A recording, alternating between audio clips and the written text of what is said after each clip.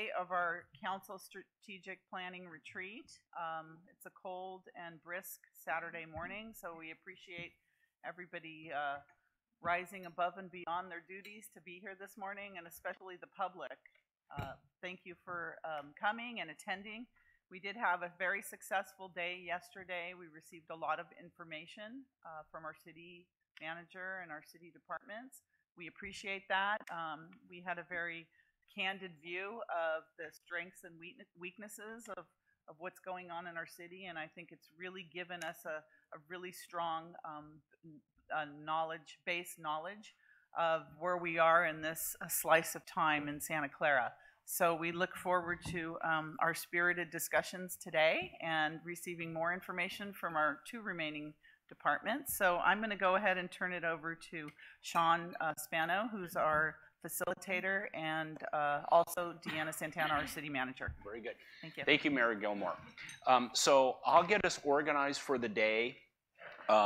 And we have one brief presentation that we'll do first before I do that. And then right after that presentation, we go to public comment. So if you want to speak, speaker cards are here, and that'll be in about 10 minutes. So I will get us set up for the day, but first let me turn it over to your city attorney, Brian Doyle, and he's going to talk for just a couple minutes about conduct at public meetings, and that'll get us started here this morning. Well, way back in the fall, the Ethics Committee asked me to do a review of what the parameters were for conducting a public meeting in terms of when things might get heated or things are said, and things are said out of turn, things like that. And we've had a couple moments, we realize, all of us, that during this past year, where questions have been asked about what are the limits of what the city officials can do when situations get like that. So I provided a memo. You should all have it in front of you. It's a brief overview of both what's in the charter, what's in the Brown Act, what we have as behavioral standards, and a little bit of background on constitutional law. First of all, the city charter in section 712 allows the city council to establish rules for the conduct of its own proceedings, and allows the city council to punish any member or other person for disorderly conduct at any meeting. And it also, believe it or not, gives you the power to compel the attendance of witnesses. I don't know if we've ever exercised that power. It also grants to the mayor in section 704 the authority to preserve order at the city council meetings and to remove or cause removal of any person from any meeting for disorderly conduct, or to enforce the rules of the city council and to determine the order of business. The Brown Act also gives authority to prevent the willful disruption or interruption at public meetings, and it allows the meeting to be closed or ended if things get out of hand, and to clear the room. So, in addition to that, we have a set of behavioral standards that the council adopted on January 12th, 2010, and those are attached to the memo. But it's important to understand that these behavioral standards are aspirational. They're what we aspire to, we try to get ourselves to conform to them, and we ask the public to conform their conduct as well to these behavioral standards. But the violation of these standards cannot really be enforced in terms of this is what we would like people to do. However, the Constitution limits when you can actually eject somebody from the room to a level of being actually disruptive. And that's a pretty high standard of actually stopping somebody either from speaking or from even being at the meeting. So, if there are questions about being actually disruptive, please ask me right now. I'd like to get it out here as opposed to at a meeting. So if you have any questions about what this means, or if you don't really understand what that might mean, I'd like to. Yes, Councilmember Caserta. Brian, I really I really appreciate this memo. I thought it was comprehensive and that you cited the constitutionality of things. If someone from the public is speaking, are they just supposed to address the mayor, or are they allowed to address staff or other council members? And how should that, if it's not? Okay, that gets us into the second area of the sorry. memo. And no, don't apologize. I mean, it's a very good question. So, Can I ask about the disruption, since I'm the one that really has Yeah, to manage it all sure. the time? So I appreciate Dominic's question. I would like to hear the answer to that too. But what constitutes, you know, the authority for me to, as acting as a mayor, to cause someone to be removed from the council chambers? Is it based on the content of what they're saying? And where's the line of free speech versus I just don't like what they're saying? well, you certainly Sort of can't discretion. eject somebody or stop them from speaking because you don't like what they're saying. Right. I mean, Okay, so if we think back to the about 100 years ago, there was a U.S. Supreme Court case in which the example was given of free speech does not extend to my yelling fire in a crowded opera house. Okay, so if, for example, someone in the audience was saying, now's the time to storm the dais and remove the bastards, I mean, then you could, that could? Okay. All right. you could say, okay, Haven't heard that that's, recently, you've but there's passed the always line, a first. let's get you out here. So then there's a continuum. So it really is a question of judgment. Is this actually disrupting the meeting? Have you lost control of the ability to conduct the meeting in an orderly way? Because that is really the duty that you as council members owe to the public, is that there's an orderly meeting going on so that we can respect the rule of law. And one of the rules is and I'll phase into Robert's Rules of Order. So do you still have questions about where that line might be? Or? I do, because, you know, frequently we'll have people, members of the public, address the council by name calling both council members and staff members and others in their based on work or perception, whatever it is, but lots of name calling, and I don't know if that rises to the level of disruption.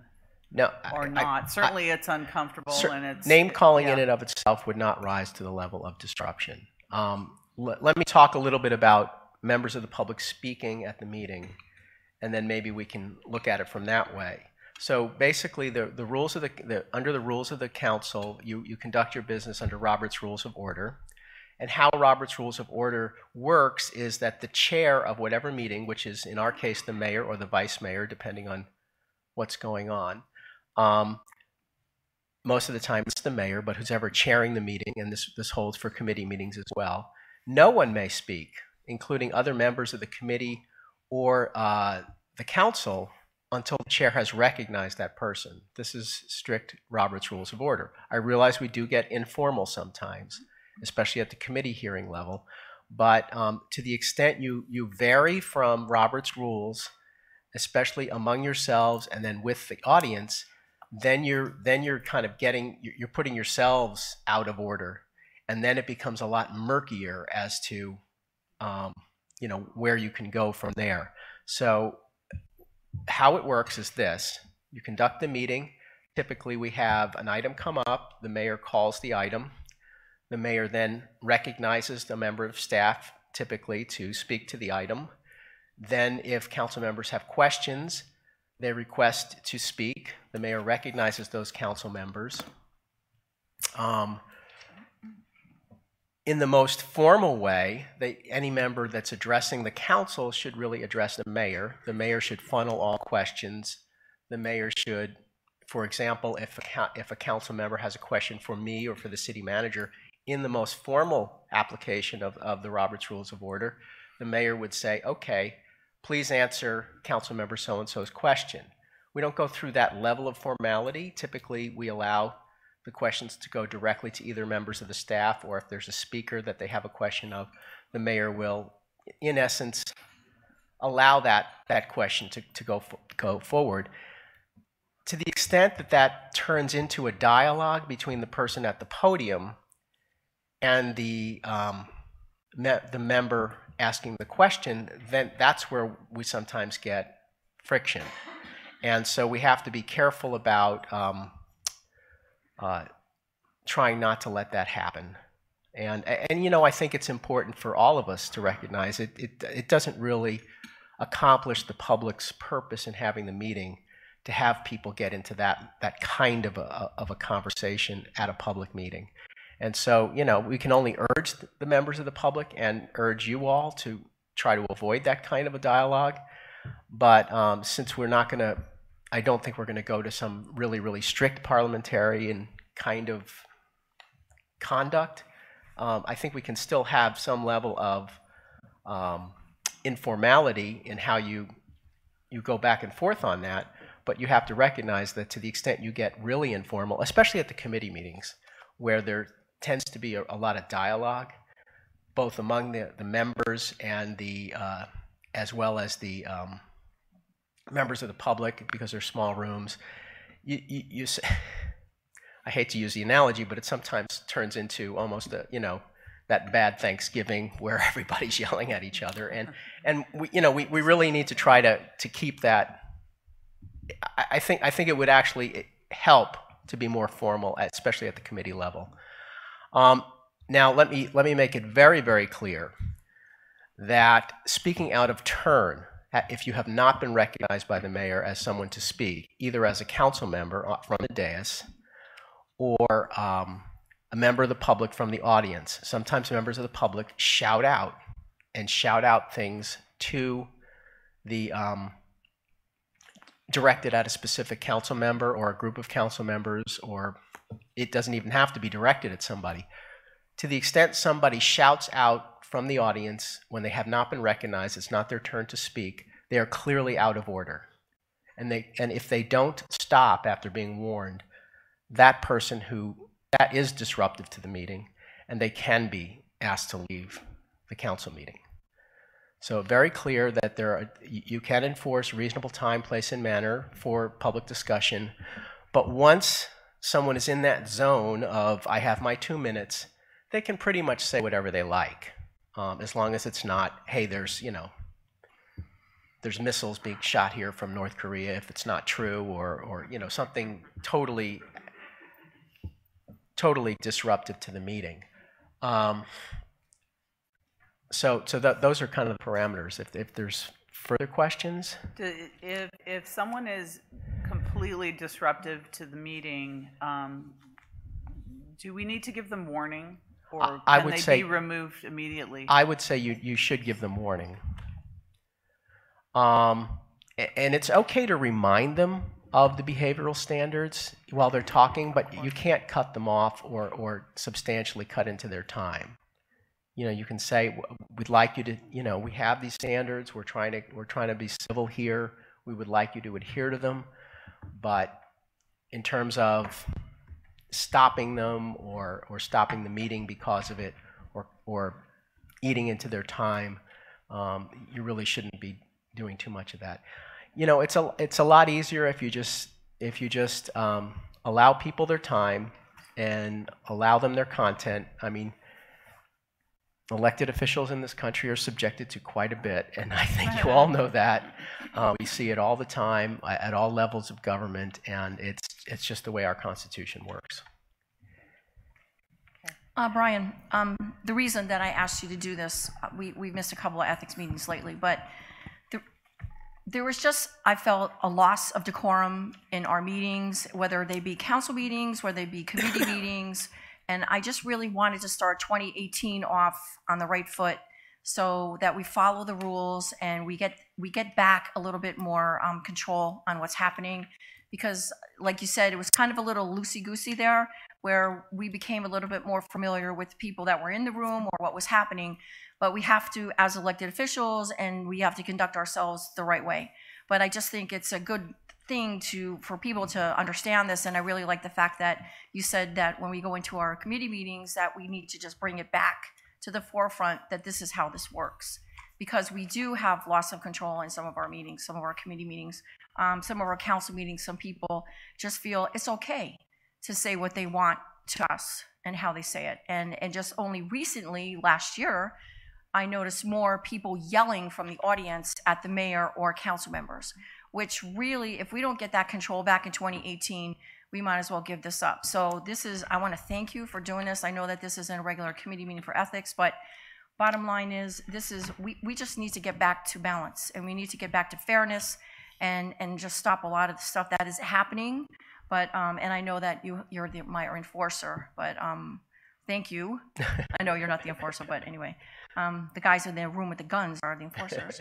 But I think that bottom line, that this is good for us, starting off 2018, especially at goal setting, and I'm hoping that a lot of people are listening to this, and we're going to follow these rules. Thanks, Brian. My question is this: what about speech that comments on a protected class, like a comment on someone's race or religion, or, as I've learned, metastatic breast cancer is a protected class under ADA and workplace laws, and I was subjected to this. I had to leave the dais because the speaker wouldn't stop. Can that kind of speech be interrupted and stopped? If it's from the audience, I really don't think it can. I mean, we did have a speaker that I felt at one point, I don't know if you were at that meeting or not, but there was a speaker that alluded to racial issues in terms of housing, and I wanted to make it clear, and you were going to make a decision that night, and I wanted to make it clear that from a record standpoint, that no part of your decision should be based upon the public record of that person's input. So in terms of, for example, fair housing, the issue is, does the council adopt the speech of the public speaker? Because the public speaker really has quite a bit of latitude before we can say you can't speak anymore or you're going beyond the limit. What your role as the council is, if, for example, there's a HIPAA violation, someone comes in and you know, HIPAA is it protects people's private medical information. If someone were to disclose that at a city council meeting, then it's almost impossible for us to stop that. The Ninth Circuit has ruled that, you know, prior restraint, things like that are very, very difficult. Even a racial slur or commenting on someone's religion and if as long as the city is not adopting it, it's I mean, my God, when we have the President of the United States saying things in public, it's very. It doesn't make it right. It doesn't. I know it doesn't make it right, but we're talking about what does the Constitution allow the mayor to do when someone engages in something that's, you know, I mean, people do say terrible things at the meeting, and some of it is, you know, totally off base, and I don't think that the Constitution allows us to. The example, the Ninth Circuit case from which a lot of this law comes was when some members of the public at a Santa Cruz City Council meeting started giving the Nazi salute to basically tell the mayor and their council that they thought they were being Nazis, which is a pretty horrible thing to say. And the Ninth Circuit said, you know, standing in the audience and doing that is not grounds to eject them from the meeting. So it's a tough job. I recognize you guys, you all endure a lot from the public, but the Constitution really does allow the public to say quite a bit. Technically, from a Brown Act standpoint, if it's not, you know, germane to the actual item that you're hearing, you can say, you know, you're really off topic, you really should be speaking. And sometimes it's not even germane to the business of the city, so they really shouldn't be saying it. But if you start getting into a dialogue about the content of the speech, then I think you can really make things worse. And it's as horrible as it is, I mean, and you're certainly able to comment after that. You know, we heard from a member of the public, they said this, and this was really off base, and we as a council are not adopting that point of view in our action here. We don't think it's right to talk about someone's medical condition. We don't think it's right to talk about race. We don't think it's right to include that kind of sentiment in our decision making. But as far as getting into an argument with that person while they're speaking, I think it's probably best to just say, you know, we really, our behavioral standards don't allow that. We're just reminding you. We would ask you not to do that. Let them continue and then go on. Thank you. It's very I helpful. really, oh, sorry. I appreciate the mayor's comments and what Councilmember Davis says. I think what I'd like to see in 2018 is obviously minimal comments, not just directed at the electeds on the dais, which is happening quite a bit, but also when other people are speaking, are people in the audience allowed to make comments? Okay, so no. No, that would constitute speaking out of order. I mean, the audience should allow each speaker to have their voice. It's a question of mutual respect. Everybody gets a turn, and you know, if you spoke before them, then you're not going to get another turn to speak on that topic. And then what about, just two more questions, Mr. Doyle. We used to, I believe, and maybe Councilmember Mann can confirm this, so we used to have an aggregate of how many minutes a person could speak at a meeting. Do we have the discretion to do that? You have the ability to have reasonable time, place, and manner restrictions. I don't know whether we are using that right now. I mean, it varies. I mean, sometimes you have a meeting where there's room to have 2 minutes to speak. I've seen San Jose go down to 1 minute to speak and limit the total amount of speaker time on a particular topic to, you know, a half an hour or an hour.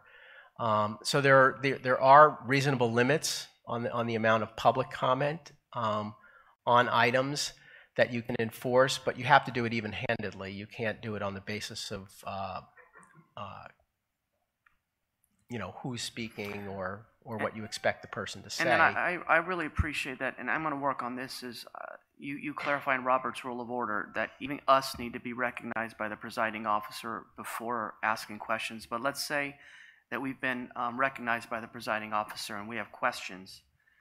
Can the presiding officer then, you know, make comments during our questioning or stuff of that nature, or is it reserved to that person speaking at the time? Well, Robert's rules, you know, I'd have to look at them very carefully as to, you know, the sequencing, and I think we kind of have our own way of doing things in terms of interpreting Robert's rules, and I think the mayor has been fairly informal, but it is for the mayor to decide, as the chair of the meeting, how to allow people to speak and not speak, and how many times, for example, how many times. It's a subject of discussion. I mean, you have the power under the charter, section 712. The council has the ability to set the rules for its own conduct. You have the ability to vary how you interpret Robert's Rules of Order and how the mayor will conduct Robert's Rules of Order. If you want that level of refinement in how that the meeting is conducted, I would suggest you address that as a council and agree among yourselves as to how you would like the mayor to conduct the business among yourselves in terms of how to ask questions and how to speak and how to comment and how to make motions and things like that. Thank you. Everyone okay? Any more questions? Yes. Just as a matter of procedure, and for clarification, I know this has come up several times. When somebody does want to speak, I have two questions. Number one, do they have to fill out a card? And I think it's in here, but just for clarification and just for... Under the Brown Act, they do not have to reveal who they are. Okay.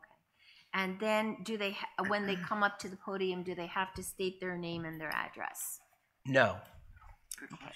We can request them to, because a lot of times they want some feedback and it's impossible to get that information.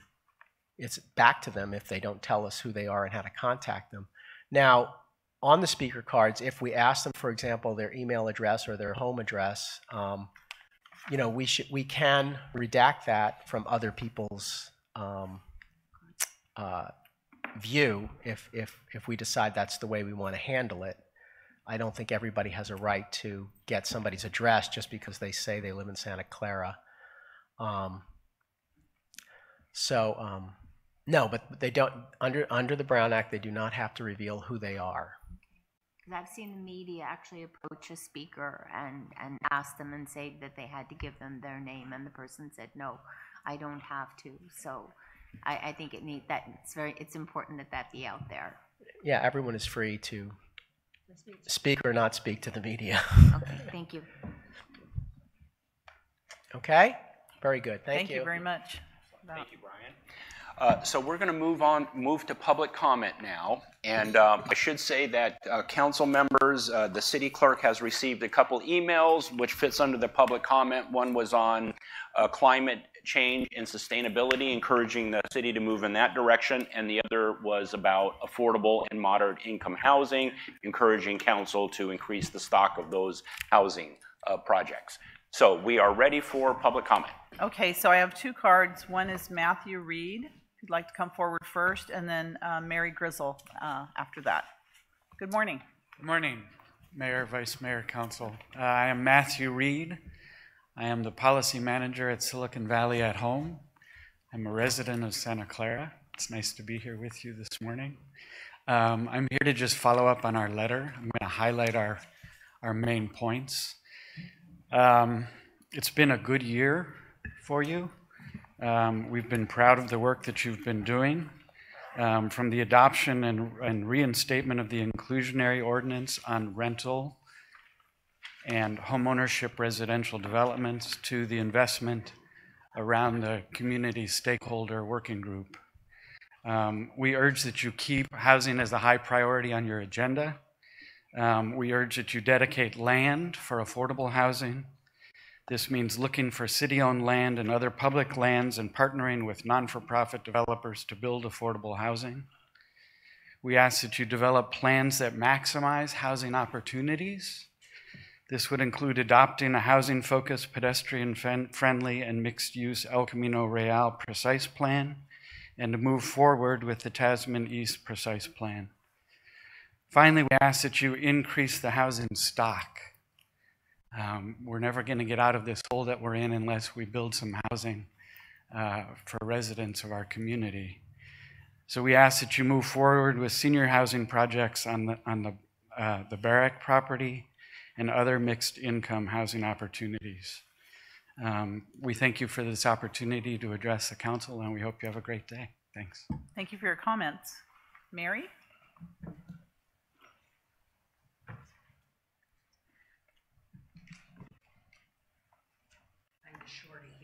Welcome back.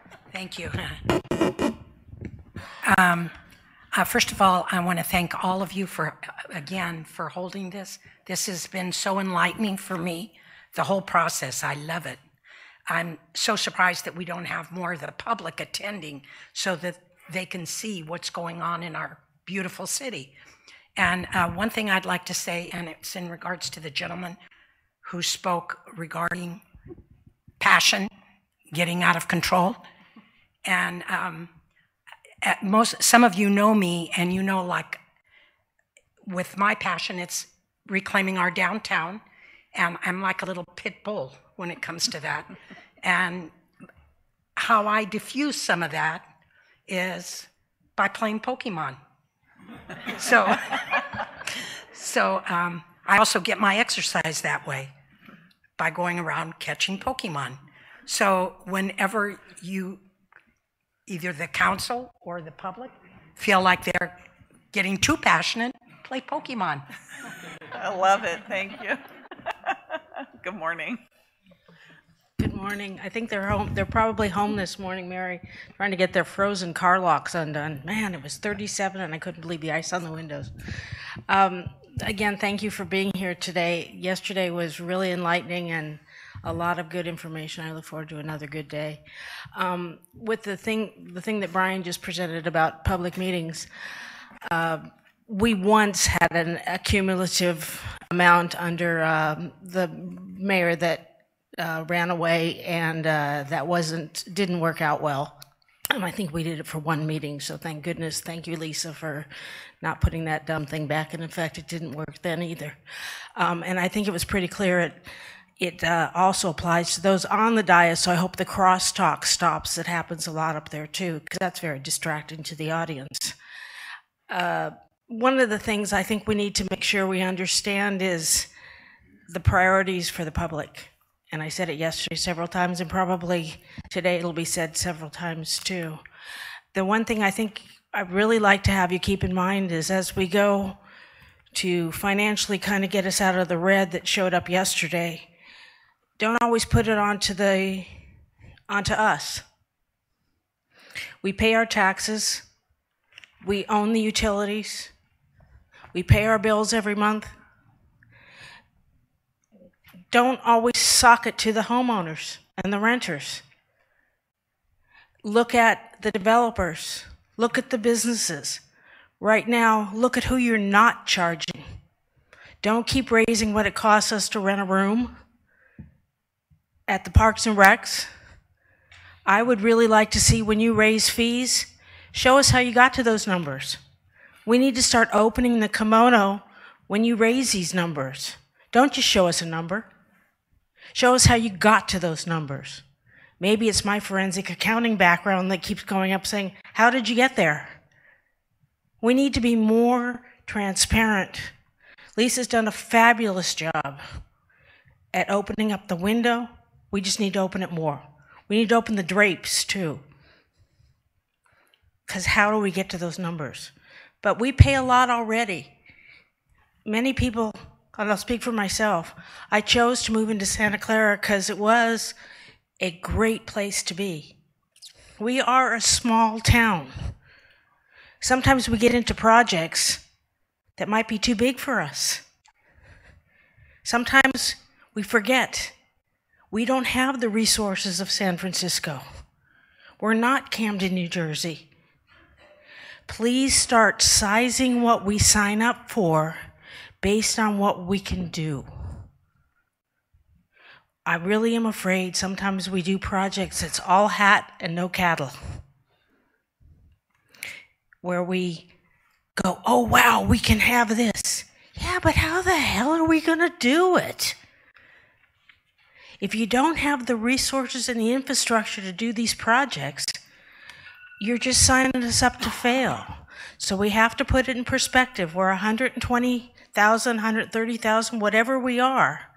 You can't keep taking on huge projects we can't manage because you cripple the city, and I don't want us to be on the mat for being stupid. Thank you. Thank Debbie. you.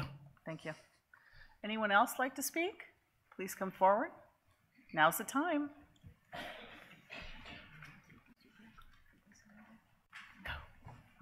Good morning.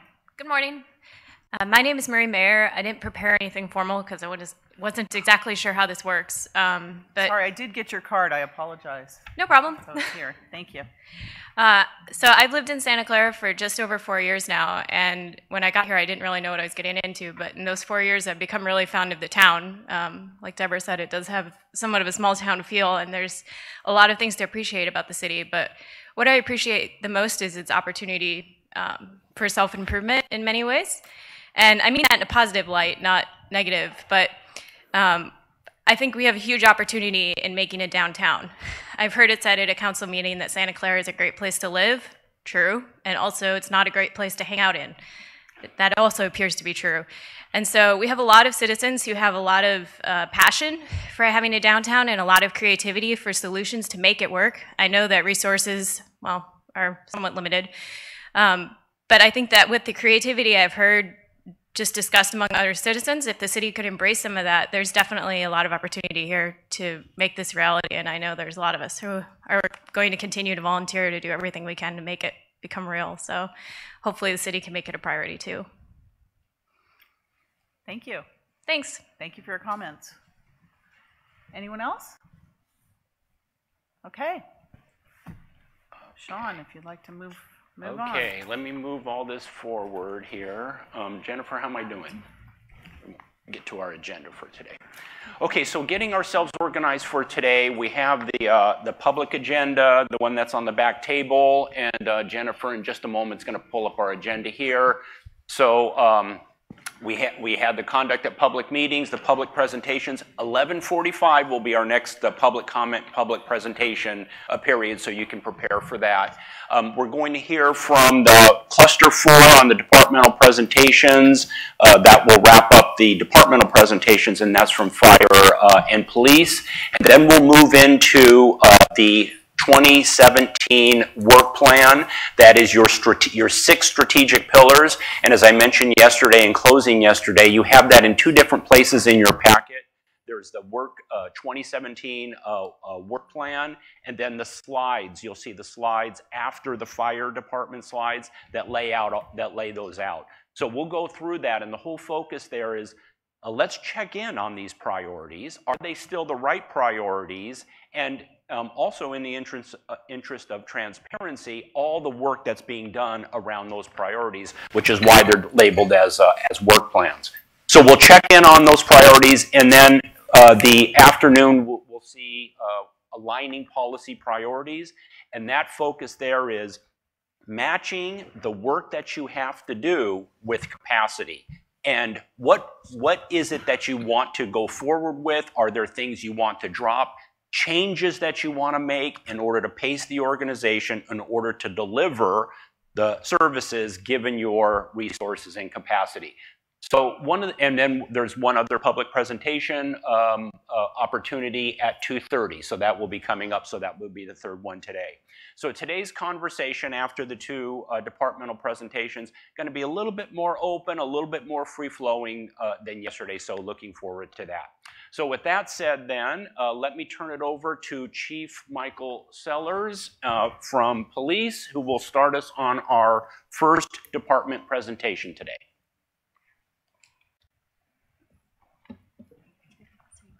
No, which one?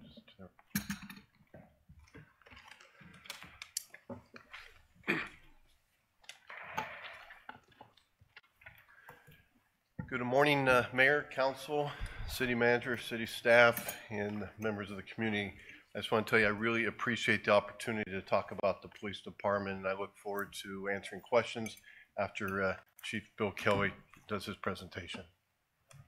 I want to give you an overview of the police department. Currently, we have 239 funded positions with an operating budget of a little over $72 million. We have 4 divisions. We have administrative services, which consists of dispatch, our hiring, our DARE, and community programs. Field operations consists of our patrol, traffic, and parking enforcement. Investigations is our detective, special enforcement, and records division. And then we added a 4th division last year during our budget, which is special operations, and that is they are responsible for our K-9 program, reserve program, our special response team and hostage negotiators, intel, and special events. We have a total of the 239 sworn employees, 159 are sworn police officers and 80 civilian professional staff. Services delivery and customer highlights. I am very proud that our police department provides 24/7, 365-day service to this great community. I believe our all employees provide a high level of service. We have a motto, which is 100% contact 100% of the time. And basically that means is whenever any of my employees make contact with our citizens or other departments or employees, they give them 100% of their time and effort, and they do this 100% of the time. Some of the projects and initiatives that we have that are going to improve customer service is recently Council approved the replacement of our CAD and records management system. This is a significant change for our department.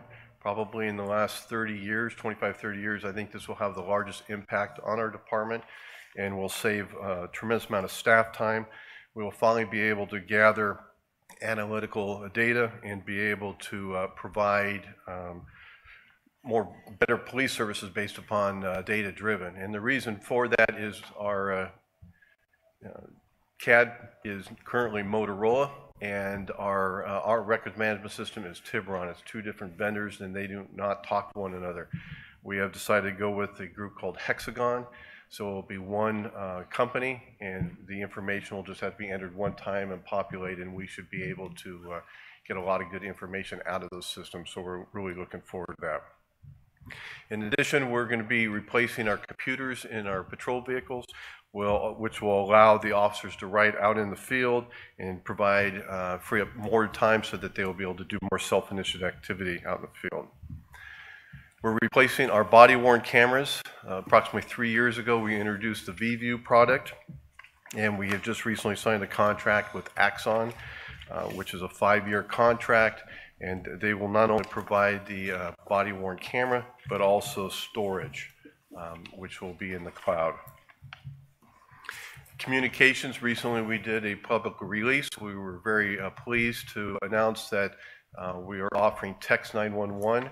Citizens are able to use their smartphones and text 911 in case of an emergency. I think this has become very valuable, unfortunately, during domestic violence situations where they may not be able to get onto the phone. People will be able to use their phone to text in to our dispatch center and report a crime or an emergency. City of Sunnyvale and the California Highway Patrol launched at the same time. We're the only agencies in the county that are providing that service at this time. In addition, a few months back, City Council approved a $30,000 grant from the Silicon Valley Community Foundation to hire Mind90 to do a community-wide survey to look at the trust level with the police department and our diverse community and make sure that we are providing the right services for our community. And I'm looking forward to that coming forward. That survey should be completed sometime around March or April. With additional resources, we have been able to expand our traffic and motorcycle unit. That is one of my #1 complaints I receive is traffic.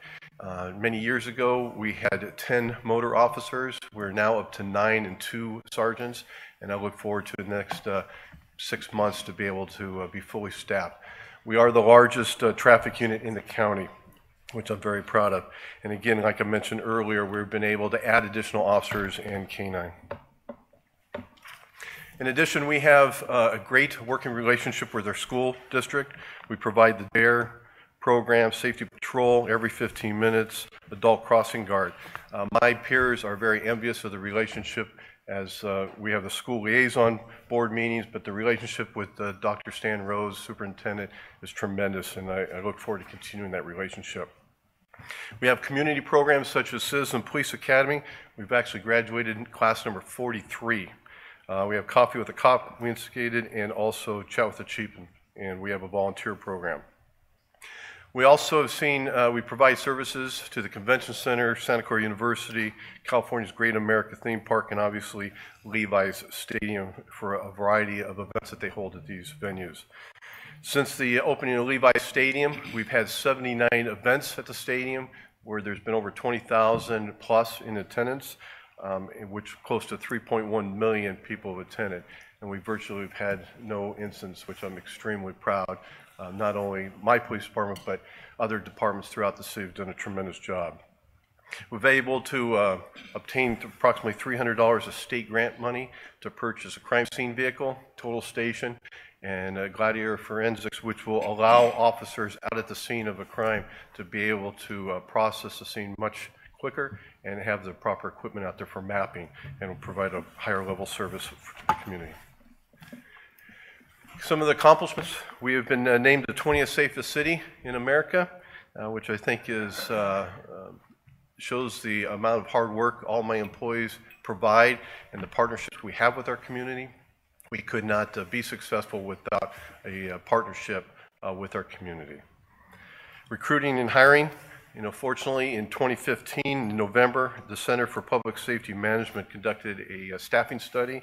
It was presented to council, and council was very supportive and allowed me to hire 24 new positions, or fund new positions, 11 officers and 13 non-sworn. At that particular time, shortly thereafter, as I mentioned, last year, this last budget, we implemented a 4th division so that the span of control is more feasible and provide a better level of service. Our communications center phone system was upgraded, and we initiated a post-audit, which is a police officer standardized training, and asked for recommendations regarding our training records and also our background inspections. And overall, we were very successful in that audit. We've also successfully operated major events at Levi Stadium. And one thing I do mention is we mentioned the 79 large-scale events. There's hundreds of events during the year that are much smaller that we also have to attend over and above just the large-scale events. And then we're continuing to secure grant money. We usually average about $350,000 of grant state money that we use to purchase a variety of equipment. Wanted to show you this graph of calls for service. One of the things I did want to point out is if you look at the total calls for in our communication dispatch center, some of you may or may not know that not only our communication center receives 911 call for police, but also fire. And as you can see, from 2012 to 2017, there has been a reduction in actual total calls for service. And I believe some of that is because of the community outreach with social media, and people were able to go to our website to obtain some of the information and not calling our dispatch center. In addition, our nuisance suppression unit, some of you know Sergeant Richard Fitting. We have really examined high call volume service calls in the city and really tried to target those areas to eliminate those repeated calls for service. And I think there's been a combination of that. One area that I would like to see improvement is the officer self-initiated activity. As you can see, this particular year in 27 has dipped. Even though those final numbers in 2017 aren't final, they won't be completed in probably for another week or so. But there is a dip, and that could be caused to staffing and training that we've been going through, injuries, and the number of arrests. There's been some laws I'll talk about later that have really impacted crimes in our city and actually throughout the state. And so you can see that the actual increase in adult arrests have been made. The crime stats, again, 2017 is not completed until the couple more weeks. One thing I did want to point out is the sexual assaults or rapes. If you see the asterisks, there has been a change in the definition of the traditional rape section, and so that it is expanded to more sexual assaults. That's the reason why you've seen the increase in the number, just so that the council and community understand that there's a high percentage of 95+% of the time the suspect is known to the victim. And then also, we've been able to reduce property crimes in regards to burglaries. And I think a lot of that is some strategic policing that we've done in the last couple of years, really working with our crime analyst unit and trying to identify hot areas of the city and trying to reduce the home residential burglaries. We have seen a significant increase in auto break-ins and storage container break-ins. We try to do a tremendous amount of outreach to our communities in regards to that, not leaving phones or laptops or gym bags in their vehicles, especially around shopping malls, and we're continuing to do that. There has been 3 significant law changes that have really affected all of property crimes. In October of 2011 was AB 109, which was a realignment where they brought in felons from state prison and brought them back down into our local county jail systems. And then in 2014 and 16 with Prop 47 and Prop 57, which they have shifted the punishments for a number of our property crimes. Cal Chiefs is currently trying to change some of the legislation. A lot of my officers are very frustrated because when they do arrest individuals for property crimes, many of them are pending 4 and 5 cases in the criminal system, and they're still out committing more crimes. And so it's very challenging for us in the law enforcement community, and not only in this area, but everywhere. So it's very, very important that we continue to work with our communities to educate them and work in partnership to reduce this crime. Some upcoming policy issues. I'm excited that we are in the process of changing over our policy manual to Lexipol. Most cities in this county have gone to Lexipol over the years. We have talked about this in our organization for probably about 10 years. It is very time sensitive. It takes approximately 1 year to transfer your current policies over to Lexipol, and they separate policies from procedures where all of ours are together. It actually separates the two, and Lexipol. In addition, they also provide legal updates constantly and training in regards to policy changes, and it really standardizes the policy throughout the county. Also, there's going to be regulation of cannabis. Not sure what the increase is going to be, if it's going to be with the police department or another department within the city, but we can imagine that there will be some kind of staffing needs to regulate recreational cannabis as we move forward. We also have a citywide special event permitting process we would like to try to implement. In the last 4 years, we've seen a significant increase in special events throughout the city, not only at Levi Stadium, obviously, but there's been a lot of fun runs and other events that are happening throughout the city, and those are very staff intensive. And a lot of times, my unit will evaluate those events, and staffing becomes an issue because we have other conflicting and competing events. The massage parlors and the taxi cab ordinance, both of those are regulated through the permitting process through the police department. As you know, the massage ordinance was brought in front of council recently and has been extended for review. We are currently looking to adopt a new ordinance. We're looking at the city of Sunnyvale's current ordinance. There's some changes they would like to make. So hopefully in the next 3 months or so, we will be able to come forward with the massage parlor ordinance that will not affect the legitimate businesses currently in our city. I know that the ordinance that we were going to adopt was going to force legitimate massage parlors out of business, and we're not looking to do that just to try to regulate them. So we are working on that. And also the taxi cab ordinance, there's been a change where that it will be more county permitting, and by January 2019. So we're working with the city attorney's office and looking to see about creating a new ordinance for the taxi cab business. So here's some of our current projects, and I mentioned most of them.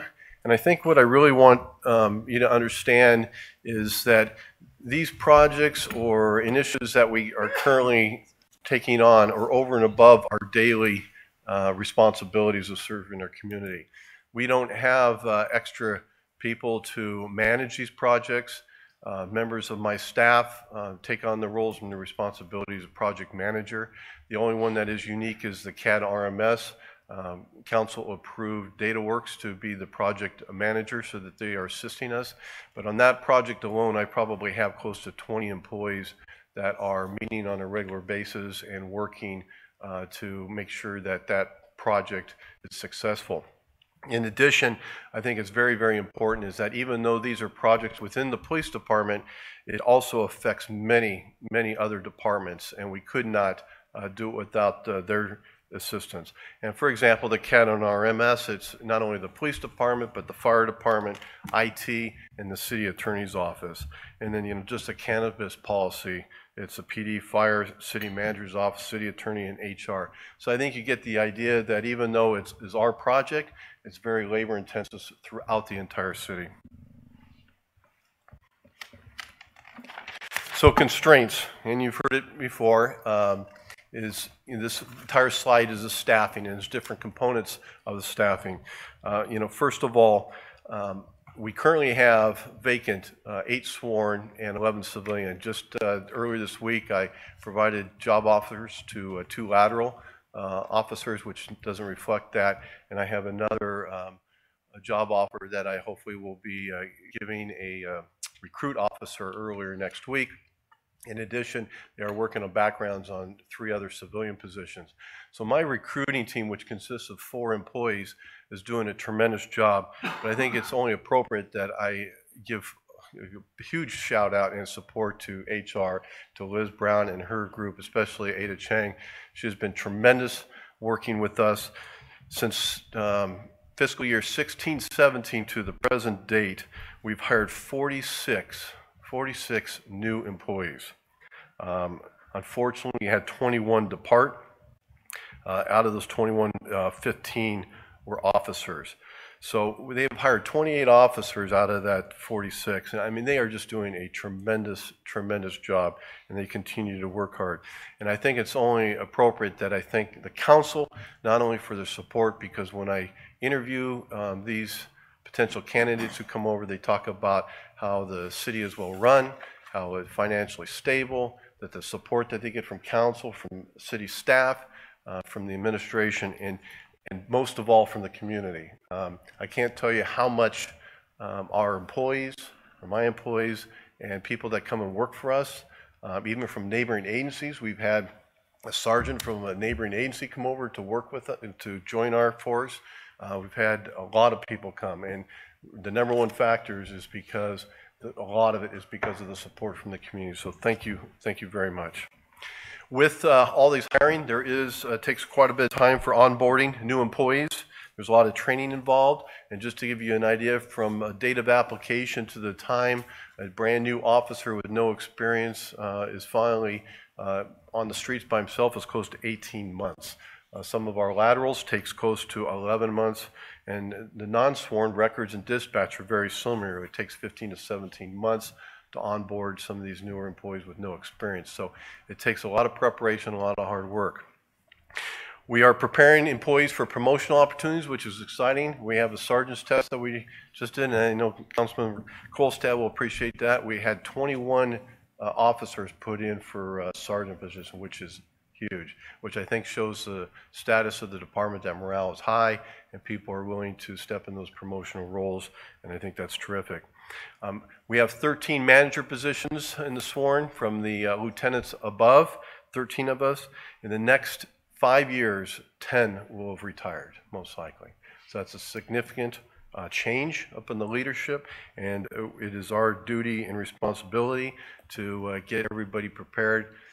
I think we have tremendous amount of employees. It's a deep bench. I'm always impressed with the people who step up to take those promotional positions, and I think we will be fine, but it's going to take a lot of planning in regards to getting them signed in with leadership courses, and we've set up training matrices so that they are prepare themselves and get the right classes and schoolings.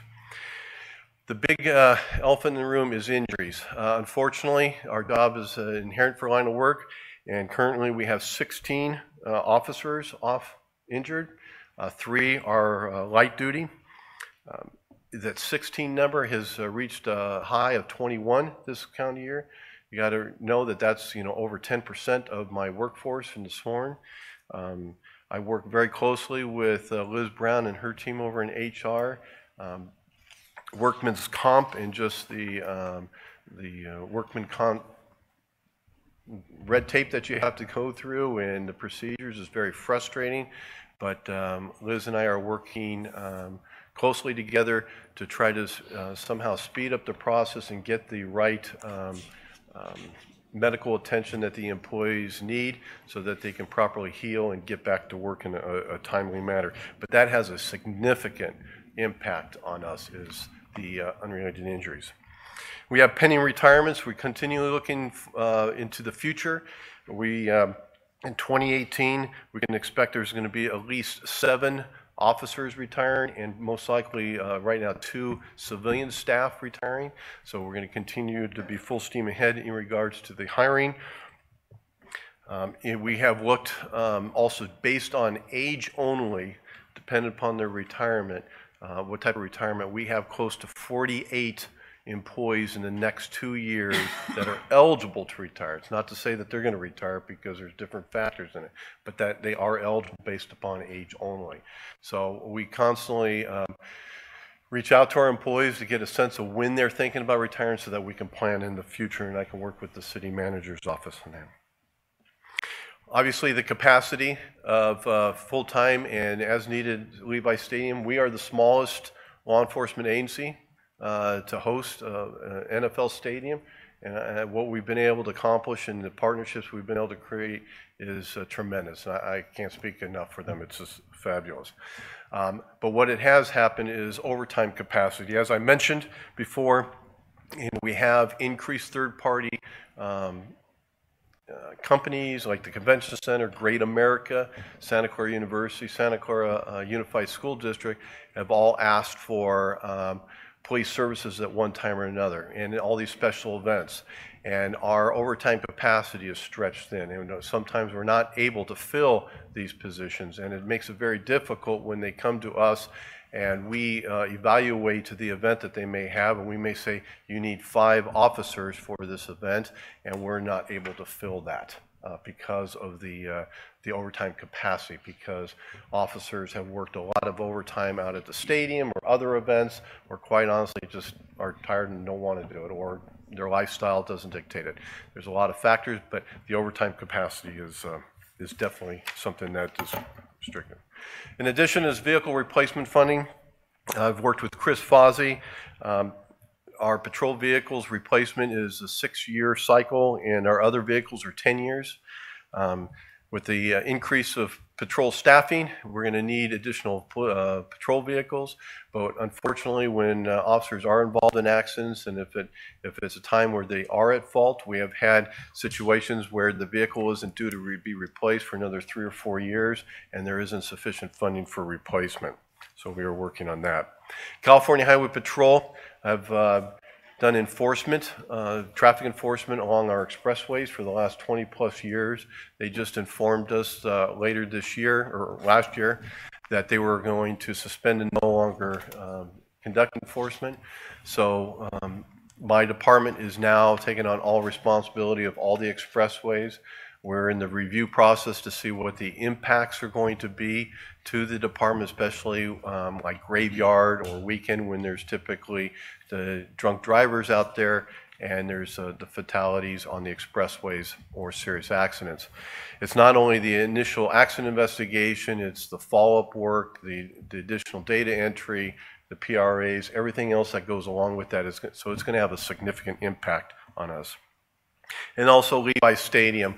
Those are, we're constantly building up the special event officers, traffic control, and upcoming events. They're doing a great job. I'm extremely proud of Captain Steve Burris and Lieutenant Pat Klaus, what they've been able to do to be able to reduce some of the numbers of staffing levels and repurpose some of the employees to reduce not only the cost, but the fatigue of our officers, and they're doing a good job, but that also has restraints.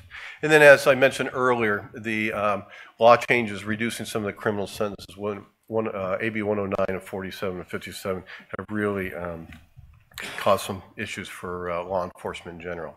And then some of the regional issues, homelessness, which is also a lot of the mental illness issues, and then traffic. As I mentioned earlier, traffic, I've increased the traffic unit itself. Our community service officers are finally getting fully staffed, and so they're doing a lot more abandoned vehicles. But homelessness and mental illness is a rising issue in the county. We're no different anywhere else. My officers, a lot of them have been trained. I think, unfortunately, in law enforcement, there's a unrealistic expectation sometimes in dealing with mental illness, especially when the professionals have not necessarily provided the right service or have failed the clients, and then the law enforcement is called to try to diffuse the situation. We are averaging a little over 100 calls of service a month related to mental illness situations, and out of those calls, typically about 30 people are taken to Valley Medical Center under 5150, so it's a significant issue. We are looking in the countywide, working with the county behavioral health department. They are looking at creating mobile crisis units where they're going to be able to respond throughout the county. Unfortunately, there's only going to be a couple of them, and for them to go all the way from Gilroy to Santa Clara in a timely manner, it's going to be difficult and very challenging, but we need to continue to work on that. My nuisance suppression unit has been working very tirelessly, providing wraparound services for a lot of our homeless. They've got their county mental health that go out and make contact with our units, in addition finding temporary and permanent housing for them, which I'm very happy. And we're constantly looking at other ways to reduce homelessness. In addition to homelessness, we've also seen an increase of people living in RVs, and that's another issue that we're when we're dealing with when the RVs are being used as temporary housing, and then with with them abandoning them and having them be towed, that's causing some issues for our tow companies in addition. And then also just the ability to respond to the neighborhood issues around the Santa Clara University. As you know, we have the Team 200, and we provide, I know that Andrew's unit provides some of the code enforcement out there, and then again, my nuisance suppression unit provides a lot of educational meetings for the students, and I think we have overall seen an improvement over the years with the relationship with the university. I really appreciate what they've been able to do and become a partner with us, and we continue to look forward. But sometimes it's difficult for staffing those extra events, especially with Team 200. Areas of opportunity. Again, I talked about the Mine 90. I am really looking forward to seeing in areas and how our community feels about the police department and the level of service. We're constantly looking to ways to enhance the policing opportunities in regards to with the community. We have the neighborhood watch, the chat with the chief, coffee with a cop, and obviously National Night Out. I'm also looking at how we can improve our social media outreach. We have the new technology with the CAD and RMS and Text 911. Again, I think that's going to just have a tremendous of opportunities and provide a much high-level service and not only free up a lot of the staff time. Countywide radio system, we were one of the leaders in pushing that countywide radio system. With Sunnyvale, we started it from the ground level, and I'm extremely proud of that. I happen to be part of that. Chief Lodge was a chief at the time, and I started that with him, and to see it now become a countywide system, and I've been told towards the end of the year, each agency in Santa Clara County will be able to talk to one another, which is tremendous. The staff growth, as we talked earlier, with the related project, Great America Theme Park is having more events, and they're looking at an expansion. The Tasman East and the stadium itself, we're really going to need to look at the police services. That's going to be very taxing. I think that's going to be like an entertainment type district. Quite honestly, that's a city within a city itself. I think this whole north side of town, we don't currently have the staffing for that, and we're going to have to look at how we're going to do the staffing. The issue is after some of these events at Great America or at the stadium, right now they just go home. When they have an entertainment center across the street, they're going to stay for much longer periods of time, which is good, but that's going to be requiring more staff personnel for us. So that's going to have to be looking, but that is definitely a great opportunity. And then finally, in summary, again, staffing. These are some of the common themes. Staffing, we're moving, charging full steam ahead. And again, I just really appreciate the support from council and the city manager's office and hiring our employees. And just everybody in the department has just stepped up and find that our recruiting is really word of mouth, and they've just done a great job in to help with HR. Technology, they're our best friend, but also our worst enemy at many times. But we are looking forward to the CAD RMS. We've been working really side by side with IT, and we need to continue to do that to make sure that the technology that we deploy is smart and innovative, and that it works well for our department. Traffic, traffic is good and bad. Traffic is heavy right now, but economically we're doing very well, which is good. And so I do understand we're trying to increase our traffic unit to try to educate people and provide more education for folks and provide higher level of service and try to mitigate some of the issues, especially with parking. But that is definitely an issue. And then property crimes. Again, I talked about the law changes. Really need the community to help us with this and just be really smart and not leave property in their vehicles. And if they see something suspicious, give us a call. And again, I just want to thank all the community for the partnership, and I look forward to continuing that. And then our regional issues with the homelessness and mental illness. I'm always open to look for other alternatives and wraparound services, and again, finding homes, even if it is temporary, we need to do more of that. And but that is becoming an issue where my officers are being faced with folks that are in mental crisis. And, you know, you have to understand they have 40 hours of training. They're not doctors. And it becomes very difficult. And we're seeing a significant increase of these type of calls of service. So again, thank you for listening. I really appreciate it. And I will introduce the closer for today for me. That's Chief Bill Kelly. Thanks, Chief Sellers. Mayor Gilmore, members of the council, city staff, and fellow members of the community. I'm Bill Kelly, the fire chief, and proud to make today's presentation on the fire department. The fire department has 167.5 full-time employees with a budget of over $45 million. We have several divisions in our department to provide service. Mainly our operations division is the most labor-intensive division. That's our firefighters, firefighters who work in our fire stations in the community. We have 10 fire stations located strategically around the city, and 75% of our employees work in those fire stations. Other divisions include the fire prevention and public education, hazardous materials, emergency medical services, emergency management. Some people think that's disaster management, but it's really preparedness for disasters or large-scale emergencies, and then the management of those emergencies with our city staff. Fire administration, fire training, and our volunteer reserve division.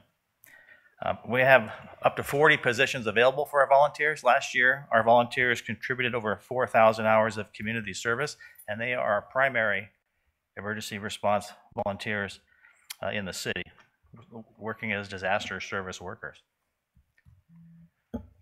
Some service delivery highlights. In 2017, there were over 9,000 calls for service, 9,157 to be exact, 175 fires. The vast majority of our business is EMS with over 6,300 EMS calls, 188 calls for the mitigation of hazardous materials release, 40 technical rescues, quite a few alarm activations with a lot of new construction, over 1,400 of those, and then 939 other calls for service. This chart shows the total call volume for the fire department. You can see a steady rise over the years. This data goes back to 2012 and shows a rise of about 7% over that period. Now the data dropped off this year, a couple hundred calls less. We'll have to see if that trend continues. We've been filling vacancies over the past year thanks to council approving positions in the budget, which has allowed us to reach these calls quicker and with the appropriately equipped personnel. We're watching for the trend in calls to determine the impact to our service delivery model. This graph represents a summary of all calls from 2013 to 2017, and all calls have had an upward trend over the 5 years, with the exception of fires.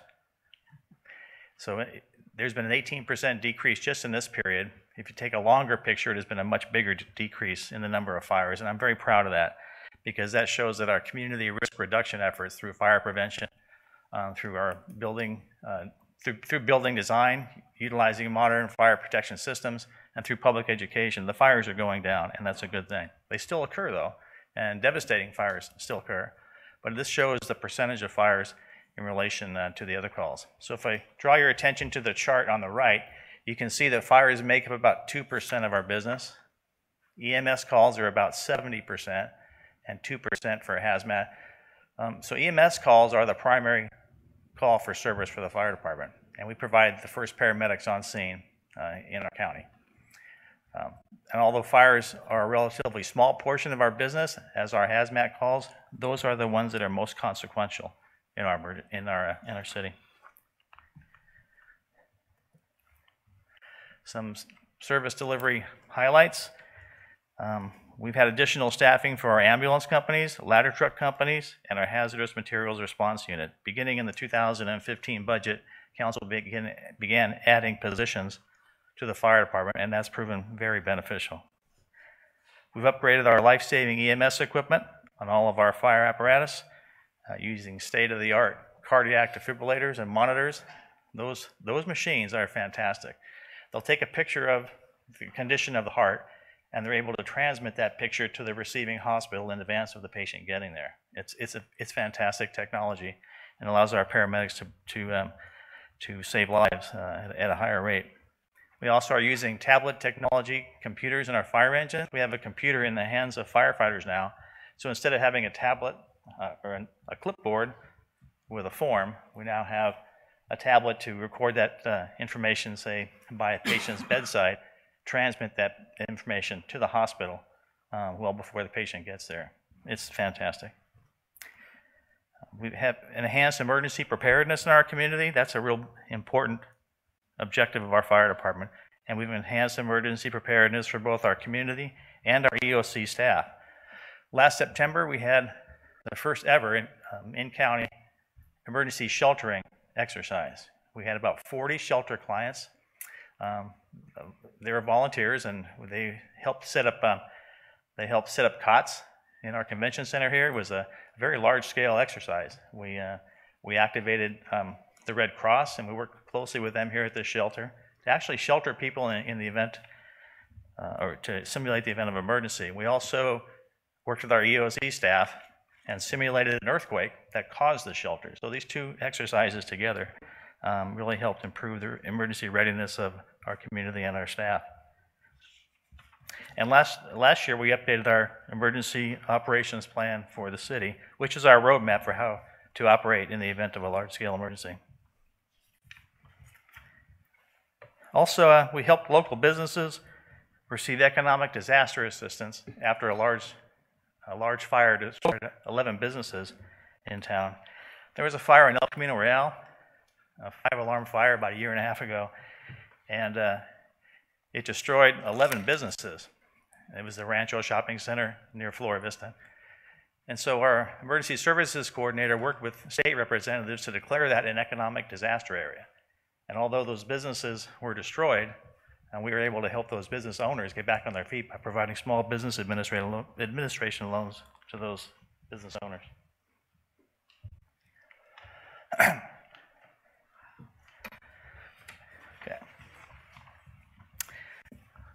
We adopted and implemented the 2016 California Fire Code with local amendments and conducted over 10,000 fire and life safety inspections and correcting over 5,000 code violations. We provided fire safety education at 10 major events, reaching over 25,000 people. And that's at our city festivals, at our annual fire department open house, and through our school visits. Our main priority in the fire department is preventing fires from starting. And providing education helps keep our citizens fire safe both in their homes and in their community. We also provided fire and EMS services and emergency management services at Levi Stadium.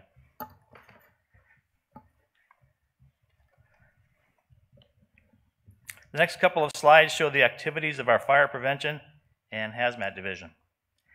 As the economy improves, we've seen a corresponding increased need for fire inspections, both new construction and fire permit inspections. And you can see on the chart here, construction started picking up in 2015, and that trend, of course, is continuing.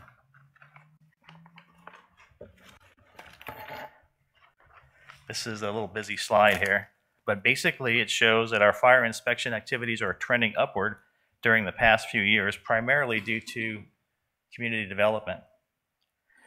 And specifically, if you take a look at the 3 years, 14, 15 on up, the green bar represents construction plan review activities, which have steadily grown since 2014.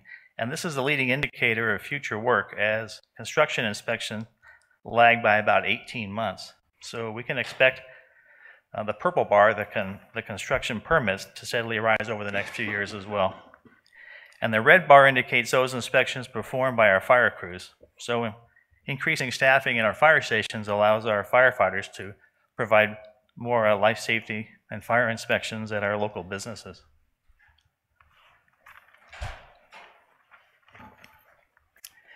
Some accomplishments. We developed a 5-year strategic plan last December. And this plan addresses critical service gaps, including communications, workforce development, training, service delivery, organizational processes, and physical and technological resources. The plan also provides a roadmap to address these issues, and it's been very helpful to us. We're in the 2nd year of that plan now. Our fire department subject matter experts Worked with our police department employees to develop a comprehensive computer-aided dispatch system that Chief Sellers talked about earlier that's scheduled to go online later in 2018. We developed a formal process for measuring community risk and providing a proper, efficient response system to address those risks. The focus in the future must be on data-driven decision-making and continuous improvement. Staff has delivered employee leadership training, which has been called a model succession planning program by outside fire service experts. We used to wait when we had a promotional opportunity just to see who would apply and make a list based on who applied. And we realized, leadership is more of an obligation as well as a privilege. And so we started pushing leadership training down to the lowest levels in our organization. I deliver a class to our recruits, and I have them sign a contract that they're going to exercise leadership when given the opportunity. Leadership is an important philosophy in our department. We've also been able to provide education both internally and externally, in-house and outside education, and acting training time for chief officer positions. The result, I feel, is that we have a highly trained and dedicated workforce. Our bench is really deep, and the people who are coming up in this organization are very well prepared. Leadership's been very important. The city local hazard mitigation plan was updated and approved by council last December, and this plan allows us to identify and mitigate risk in our community and seek federal disaster recovery assistance in the aftermath of a large-scale emergency. And developing this local hazard mitigation plan involved departments throughout the city as we look to identify the major risks in our city and see if there's ways to integrate mitigation through the development process for construction and just development in general in our community. Okay. And also, like Chief Sellers, we're also in the process of adopting Lexipol as our standard policy manual.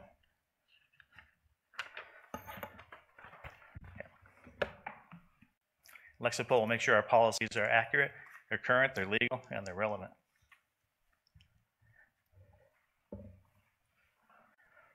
In the last couple of years, the fire department has received over $850,000 in federal grant funds. We've been very successful, and we hope to continue that in the future. We procured $80,000 in disaster relief funds for city expenses incurred during the 2017 winter storms. We trained over 350 city employees in CPR and in the use of automated external defibrillators. And one of those employees saved a life at the senior center about 1.5 years ago. So that was we enjoyed teaching our city employees. We trained 140 city residents and city employees to be CERT members. CERT stands for our Community Emergency Response Team. And if you're interested in volunteering to be a disaster service worker or to help take care of your neighborhood in the event of a large-scale emergency, I encourage our citizens to go online and take a look at that program. And we've updated our city emergency operations plan, which provides a framework for operating in the aftermath of large-scale emergency. This is a rather busy slide as well. You can see the many activities that are related to community development on this screen. And although the majority of the work impacts us mid to late 2018, the trend is for our staff to be very busy in the future as well. Other activities that we're working on include personal training and development, community emergency preparedness, and developing a contract with the Santa Clara County EMS Authority for ambulance transport service to ensure that we get timely ambulance service in the future.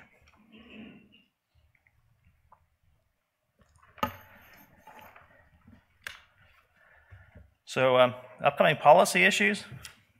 There's a potential impact due to the final cannabis regulation in Santa Clara, and it's mostly related to the fire permitting conditions for approved facilities. Things like fire protection system requirements, are there any hazmat permitting requirements, things like that. The modification of the Affordable Care Act may or may not have an impact on local fire department EMS resources. It's difficult to predict what's going on in Washington, but the trend is for EMS providers to offer a variety of medical treatment options for patients that currently use the local hospital emergency department as their primary means of medical care. The legislation may affect how patients are treated in the EMS system, how they're transported, and how federal funding is apportioned. These could be significant impacts, but it's unsure. So we're monitoring this legislation for its potential impact to the delivery of EMS care in our community. We're moving Station 10 as part of the City Place development, and the site location is being finalized right now. So I'm working with the city manager's office and the developer to determine the optimal site for the location of Station 10. And accelerated cost recovery fees. We're currently in the budget process evaluating our fees, as we always do every year. So should fees be determined to be significantly below cost recovery, and we'll have to check, we'll have to decide if accelerated fee recovery is beneficial. Operational constraints. The emergency medical services contract with Santa Clara County. Santa Clara County is the controlling legal authority for the delivery of EMS in our county. And an upcoming RFP is going to be issued for a contract with a private transport service. Currently, the EMS law allows for that. It allows for every county to set up an exclusive operating area and give a bid to one private provider. And right now it's Rural Metro Corp. So we're watching this to see, to verify that the upcoming contract recognizes that fire services value in providing paramedic service and EMS service in our community, and to ensure that the response times for private providers is timely, and that there's not a shift of responsibility to the local government with this RFP. Other constraints is CIP funding for fire station upgrades. It can be significant. It is so expensive to make buildings these days, I'm finding out. But I'm working with the city manager's office on options for our fire station upgrades. There's a lag time in hiring firefighters. We talked about this at council meetings before. It just takes up to 9 months sometimes to get a recruit academy started. One thing that's changed, City Manager Santana is having me look at a longer term horizon. Rather than in the past where you look budget year at a time, take a look down the road 10 years and predict. So we're predicting, like the police department, the number of expected or projected retirees, and having a plan to fill those over time. And then I'm working with HR to develop a streamlined process where there's annual academies scheduled so that we can quickly fill firefighter positions rather than wait for vacancies, seek funding, put an academy on after a lengthy recruitment process. So things are improving.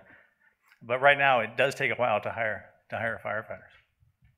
And then it's important for community development reasons that we provide timely fire plan review and fire inspection service that will expedite the approval process in the future.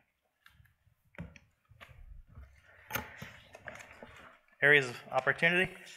I've reduced response times with a new computer-aided dispatch system. Hopefully online, should be online fall of this year. It's going to improve dispatcher call processing time, saving up to about 40 seconds in overall response time. In addition, GPS technology will allow the closest unit to respond to an emergency, thereby potentially reducing response time even further. Our fire-based records management system will utilize cloud-based technology to reduce software costs while providing an opportunity for field-based reporting. Firefighters will take their tablet technology to enter data while in the field and reduce report writing time, and cloud-based technology allows for easier data retrieval as well. IT is greatly enhancing our fire department operations, and there's two groups that are responsible for this. One is our IT department and their expertise, and the second, quite frankly, is our millennial employees. I've got to say, they are very tech savvy, and they're offering solutions that are saving time, and they're saving money, and they're greatly improving efficiency. So I look for that to improve in the future. Our increased community emergency preparedness through expanded public education. You'll see that via online and through traditional media platforms. We're expanding the CERT team opportunities as well for our citizens.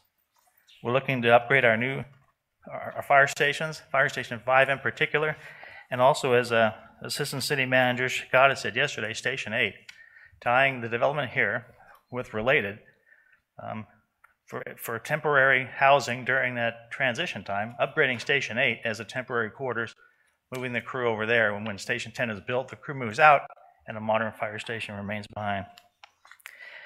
The fire department will continue to aggressively pursue grant funding, and we're finishing up our 2-year application process for accreditation from the Center for Public Safety Excellence. This accreditation process has helped the fire department incorporate industry best practices and has led to the development of a 5-year strategic plan, which will ensure continual improvement and provide increased transparency and accountability in the delivery of fire department services. Accreditation is expected in August of this year. So the fire department summary, I have to thank the council for your support for the last several years. Adding positions to the fire department has been very, very helpful. You've added staffing to our ambulances, to our truck companies, to our rescue and our hazmat companies as well. We're incorporating technology to improve efficiency and effectiveness. Employee development and succession planning for a future fire department is a top priority as well. I'm working with HR not to restaff an old department, but to build a department for the future and the realities that it presented. And every time we get a vacancy, we look for a way to either reclass a job or redesign it for the modern fire department. We'll increase our emergency preparedness for both our community and our city staff. We'll maintain our critical infrastructure, and we're going to monitor legislation for its potential impact to our fire department operations. And that's the presentation. John? Thank you, Bill. Okay, thank you very much, Chief Sellers and Kelly. So now we'll open it up for council Q&A and discussion and questions. And Councilmember Caserta, get us started. Thank you. I appreciate it. Chief Sellers, you know, with the whole Measure B thing in San Jose, have we seen an uptick of people applying to our department, because I see vacancies, and then also balanced with just the public scrutiny of law enforcement with Ferguson, et cetera? Can you tell us how competitive it is? I know Chief Lodge used to go on my classes and say for every 100 applicants, 1 actually becomes an SCPD. So can you tell us about the pension issue and then the scrutiny issue? Yeah, absolutely. One of the scary things that we have seen is that traditionally law enforcement is very traditional in one's families. Typically, I'm very unique. I'm the only person in my family that's in law enforcement. That's not traditional. Usually it's a grandparents, father, and so on. We are starting to see where that is starting to be broken, where people are not being encouraged to follow the footsteps of their family members. And that's just because of the amount of trust and respect that law enforcement has just with everything that's been going on in the country. So that's the reason why I think it's so important, and what's unique, especially in this county and unique in our city, is that our law enforcement community is really invested in their communities and really work in partnership with them. And when we do make mistakes, hopefully the community will trust us, and we have that relationship that we can build and work through issues. So I don't see it as being such a problem as it is in other parts of the country. Now, with San Jose going through some of their financial situations and their retirement, we have had the benefit to hire approximately 14 San Jose officers. I will tell you, we had probably 2 or 3 times that amount apply. We were very selective, but they have been tremendous employees, and matter of fact, the majority of them are either on special assignments or on the promotional list. So they're and then the two other questions with the ICE raids in our Mission City. Can you tell me, were you aware of it? Was there collaboration with ICE? Can you comment on that? Yeah, I am unaware to today's date that there has been any kind of raids or contacts. San Jose Police Department has experienced such instances. Unfortunately, there's not a lot of, I've been told by their chief, Eddie Garcia, is that Unfortunately, they don't give much notice that they're coming, or they tell people after the fact, or give some warning. It has been our stance in the county and throughout that we are not going to participate in any of those raids. The only time that we get involved is if there's actually an active criminal investigation that we are conducting. But we're not going to be participating in any of those kind of raids. We don't ask for immigration status or any of that. That is not our role or responsibility. And then the last question, I really appreciated you talking about the issue of the housing crisis, which leads into, the homelessness issue. Have we seen an uptick of domestic violence? And just in general, what can we do to support you to combat this issue when, sadly, the victims are overwhelmingly women? And I read a statistic that sometimes it takes on average 6 times before they have the courage to leave the home because they don't have, transitional support and funding and stuff of that nature. So can you tell us about that and what we can do to support you on that? Yeah, I don't know if there's actually been an uptick that I'm aware of. I'm more concerned of the unreported instances. And I think that plays also with the immigration. Is part of the trust in the community is that they have to trust that we are going to help them. And I want all of our citizens, no matter who they are, to feel comfortable with when they need help, that they're going to feel comfortable in calling us. And that is my fear, is that there are people in our communities that are being victimized that may not be calling. And the laws have really changed in the protocols regarding domestic violence, that it is very black and white. Law enforcement has very little leeway in what actions they can take. If a complaint of pain marks, person's going to go to jail. And so I think those laws have really helped victims, and there's a lot more support for victims. But again, if you are a victim of a crime, I encourage you to call. And that's the only way we're going to be able to find out. I thought you and Chief Kelly's presentation was very comprehensive. And as I know, Madam Mayor, we talked about this at 10 o'clock. I have to leave as I have a wedding as part of the groomsmen party out of the county. So I'll be watching this online tonight in my hotel with my little son. So I just want to let you know when I have to step out. Okay. Other questions? Councilmember Davis? Thanks, Mike. Sure. So I guess my question kind of leads to the fact that there aren't that many police officers that do live in the city of Santa Clara because it is expensive, and the overtime issues might have something to do with that also. So I was wondering if part of, affordable housing or something to have more officers live in the city because of the expenses that are coming between Levi Stadium and now with the increase of development. And like you said, the city within the city. I said that about Levi Stadium. That was a city within a city, and now we're going to have another city within the city.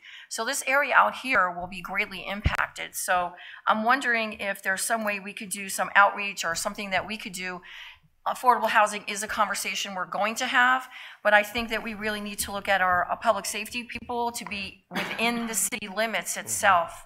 In New York, you did have to live in the city that you kind of service because if there was, God forbid, a major disaster, your people were there. And it helped out significantly.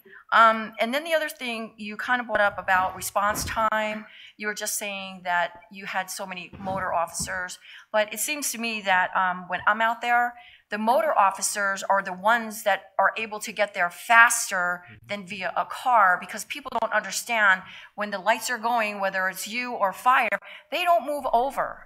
They don't get out of the way so that these people can get through. And I know that the motors guys can dodge and weave and however that is. Is that something that we might advocate for you to get, like, switch maybe a little into the motors division to help you? So traditionally, our city has been known for being very proactive in traffic enforcement, just in general. I just remember early on, George Randall was one of our traffic sergeants, and he was very well known throughout the county. Unfortunately, because of a lot of factors, mainly staffing, but also the safety and with motors, because there's a heavy risk, and there's a lot of safety equipment we now provide for our motor officers. Some agencies have reduced their motor staff. Our motors were down to, I believe at the time, 7. motors and 1 sergeant. I think at the lowest it was 6. And so over a period of time, I've been able to increase it to 9 motors and 2 sergeants. And my goal is to eventually get up to 10 motors, which, like I mentioned earlier, it is the largest, even including San Jose, the largest motor unit in the county. But again, my number one complaint I receive from citizens is traffic. And it's not only just, you know, people's cell phone and speed and those type issues, but it's also abandoned vehicles and parking related issues. So I really want to try to address that issue. And you're right, riding a motor, there's definitely an advantage to be able to get to certain locations quicker in response time. They are outfitted with equipment now, so if we do have, God forbid, an active shooter type situation, they do have the equipment and tools available on their bikes, so they're able to respond, so it's an additional tool for that. Okay, I didn't, I just watched a motor the other day and somebody was on their cell phone and he drove up and all of a sudden I saw the face go, oh, gotcha. I thought that was a good one. And the other thing, you brought up the California Highway Patrol thing. I know that's, is there a possibility that with our 4 expressways would be impacted? I mean, would we also have to advocate for that maybe going down the pike to have more officers in the Santa Clara PD to accommodate that? Because we do have 4 expressways running through our city. So I don't know. I know that's kind of in the conversation with the city manager and whatnot, but is that something that we would also at this level say, do we have to advocate for that? The issue is we don't know. We'll have to track statistically what the impact is going to be. California Highway Patrol did not really provide us with any good statistical hard data information. So we really want to see what the impacts are. The problem is that we're going to, you know, fatality accidents are the biggest time consuming staff draw, and we don't know when they're going to happen. But typically they happen in the evening hours or on the weekends and so on. So the staff, you know, an additional officer or 2 may be difficult. It may not be worth it. We may want to look at some kind of call-out procedure to have a group come out and do that. But I just know that there's going to be some significant impact on the backside with investigations, processing the paperwork, PRAs, and those type of issues, because there are a significant number of accidents. One thing that will change is that the revenue generated off the expressways through citations will now be going back to the city. So we should be seeing an increased revenue. In the past, it's gone to California Highway Patrol, which offsetted some of our funding responsibilities. So hopefully we will see some of that. Once we have that data, then we'll be able to make a decision which way we should go or not. Because I know there was a fatality on Santa Tomas Expressway a few years ago, and that impacted our people, their people. It was just a mess. Correct. I mean, it was just, that was when that kid flew into the tree. It was real horrible. But okay, next question. You're bringing up the homelessness and mental illness, and I know my husband is home right now because he had an encounter. He got injured the other day. So I know it kind of went heavy more to the mental illness. Is there something that we need to advocate for that? I mean, is that also a regional thing with all law enforcement that we need to look at? Because I know it used to be a lot more domestics and other calls, but now we seem to go for more homeless into mental illness in Santa Clara.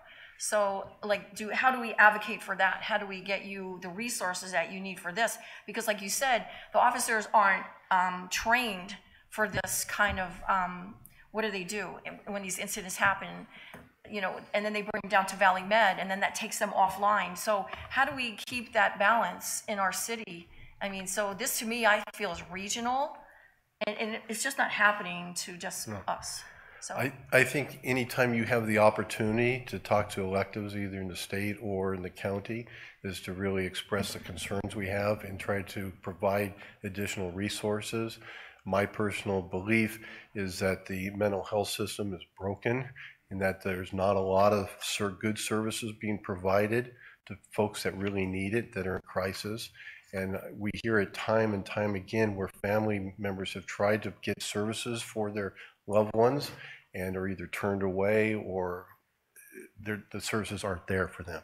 And what happens is then their child becomes in mental crisis, and then we get called because they have nothing else to turn to. And our officers are trained.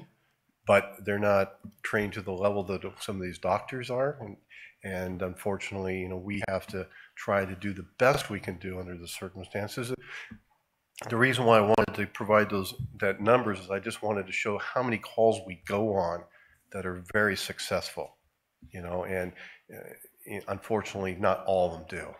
And that's the issue. But it is a region, it's state issue, and I do believe a lot of our homeless do suffer from mental illness, and that's the reason why Richard Fitting and his group try to incorporate mental health and county services to try to get them help. And last but not least, you also brought up legislation. That was kind of like one of my calls to the city manager. We need a person somewhere in our management office to watch all legislation that comes at all of our departments, and you kind of brought that up also, because that has to be implemented, and sometimes we need to be ahead of that. We need to know what is coming down the pike, what's going to happen, because it did to mental illness. If they close mental facilities, they put them out on the street, and where are these people going to go? So if you don't know what's happening and all of a sudden we're impacted by this, I think that legislative issues are kind of, we need to really look at that so that you're aware of it, and we can look at it, because I think Deanna kind of expressed, if we can get through the next 2 years, we're living large. But I think we need to look at what is going to come down the pike, and those what if, like Lisa calls them, the drive-bys. What happens if, you know, just something happens. But, okay, thanks. And next I need Chief Kelly. Sorry.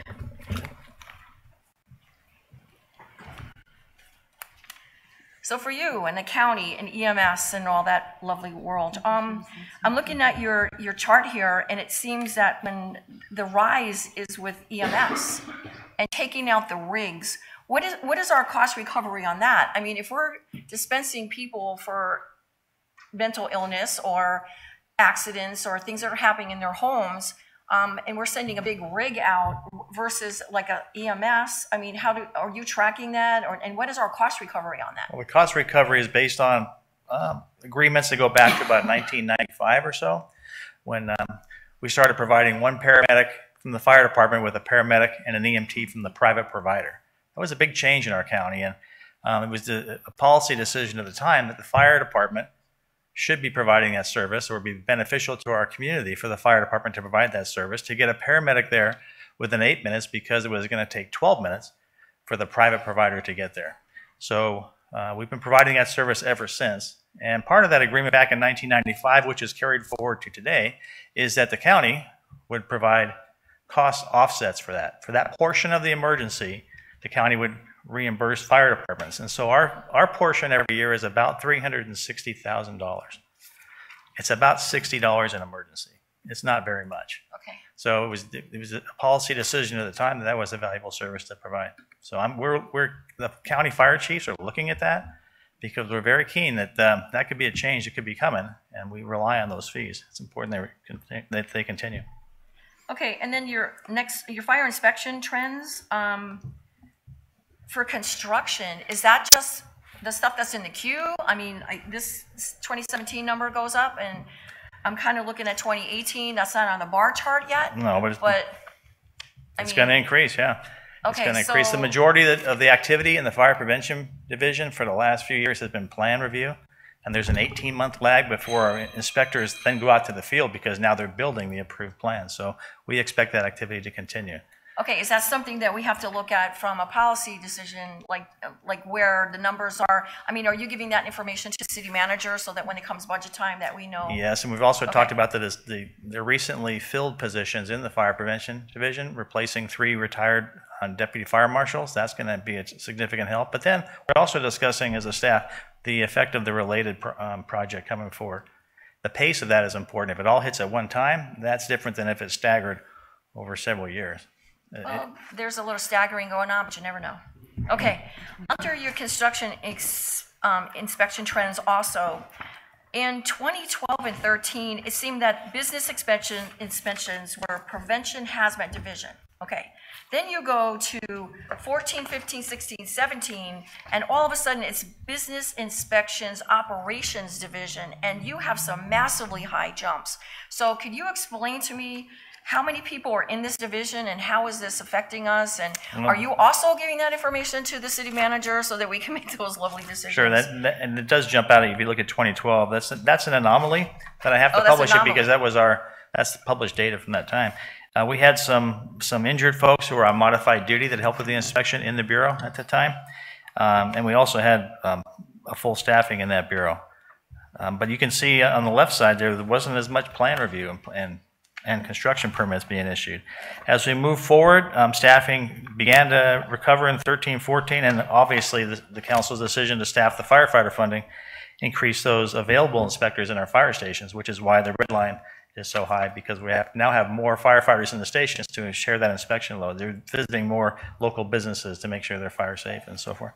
Okay, so you'll give that information, part of the data, to the city manager so that when we get the numbers going down the pike, we can make that decision? Certainly. Okay. And I think those are my questions for you. Okay. Thank you. Moving forward, other council members, if you have anything. Councilmember O'Neill. Okay, I'll start with Chief Kelly since he hasn't reseated himself yet.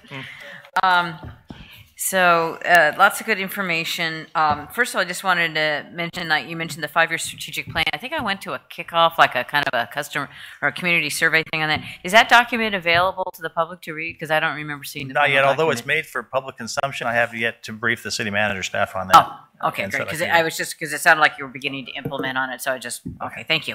So I'd be curious to see that. And then in this kind of some of my concerns kind of piggybacks a little bit on what Councilmember Davis was saying. That I remember having a conversation with you shortly after I came on the council and looking at this incredible shift in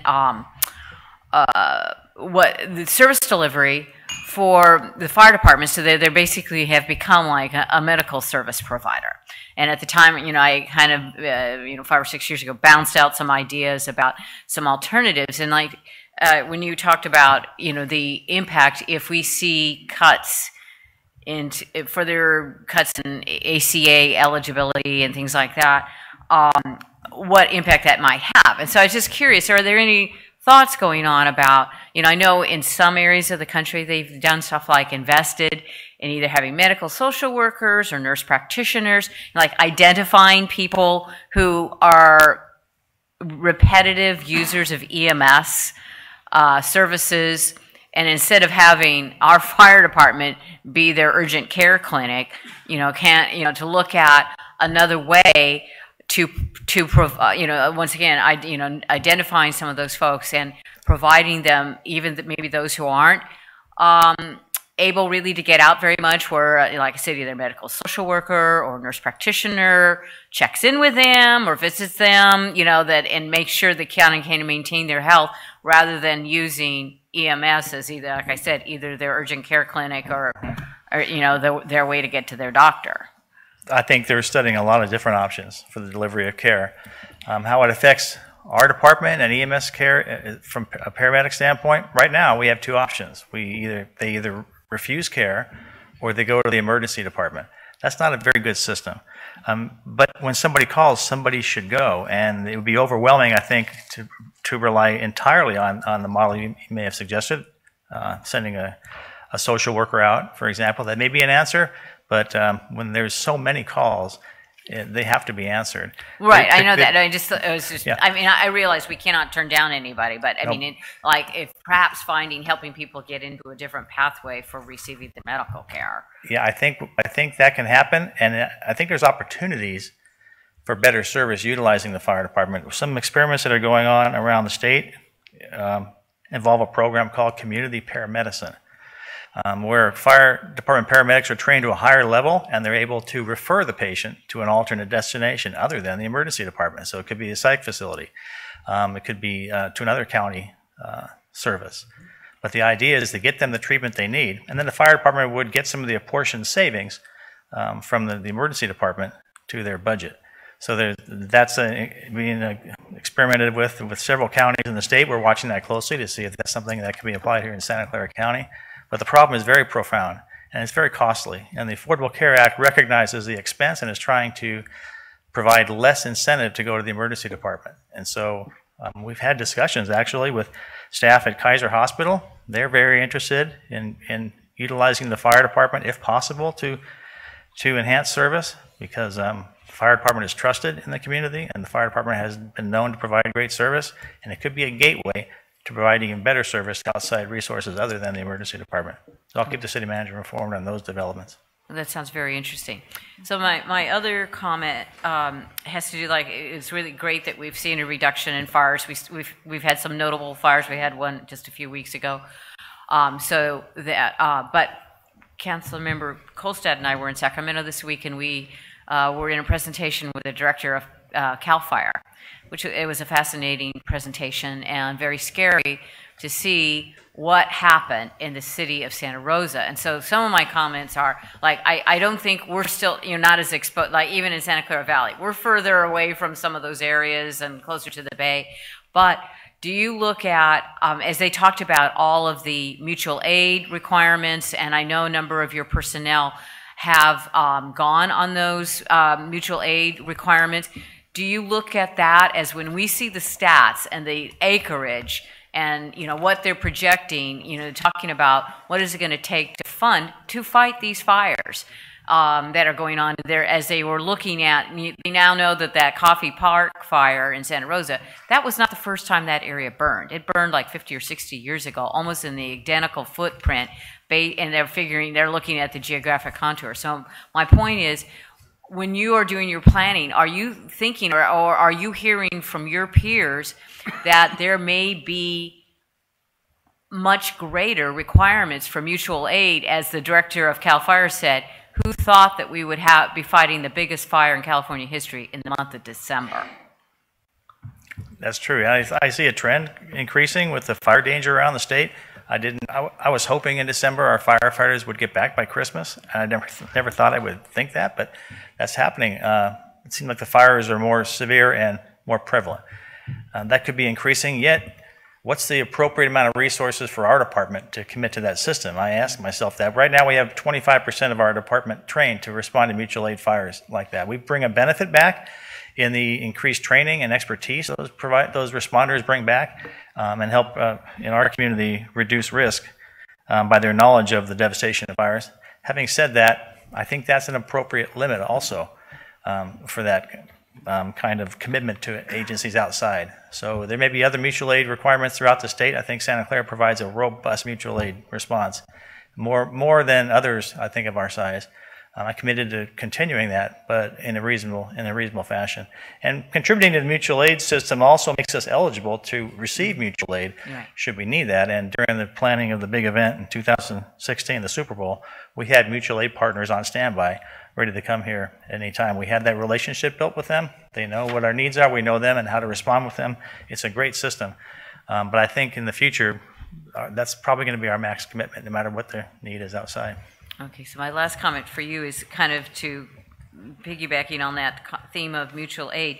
Like you mentioned that the EMS contract is going to be coming up, and those of us who have lived here a long time remember when Santa Clara had a ballot measure and the voters approved. We were trying to establish our own paramedic service, and then we got into a mutual aid lawsuit with the county, and we've kind of reverted to the system that we've been using. And I think I know there are other cities that are bringing that up again.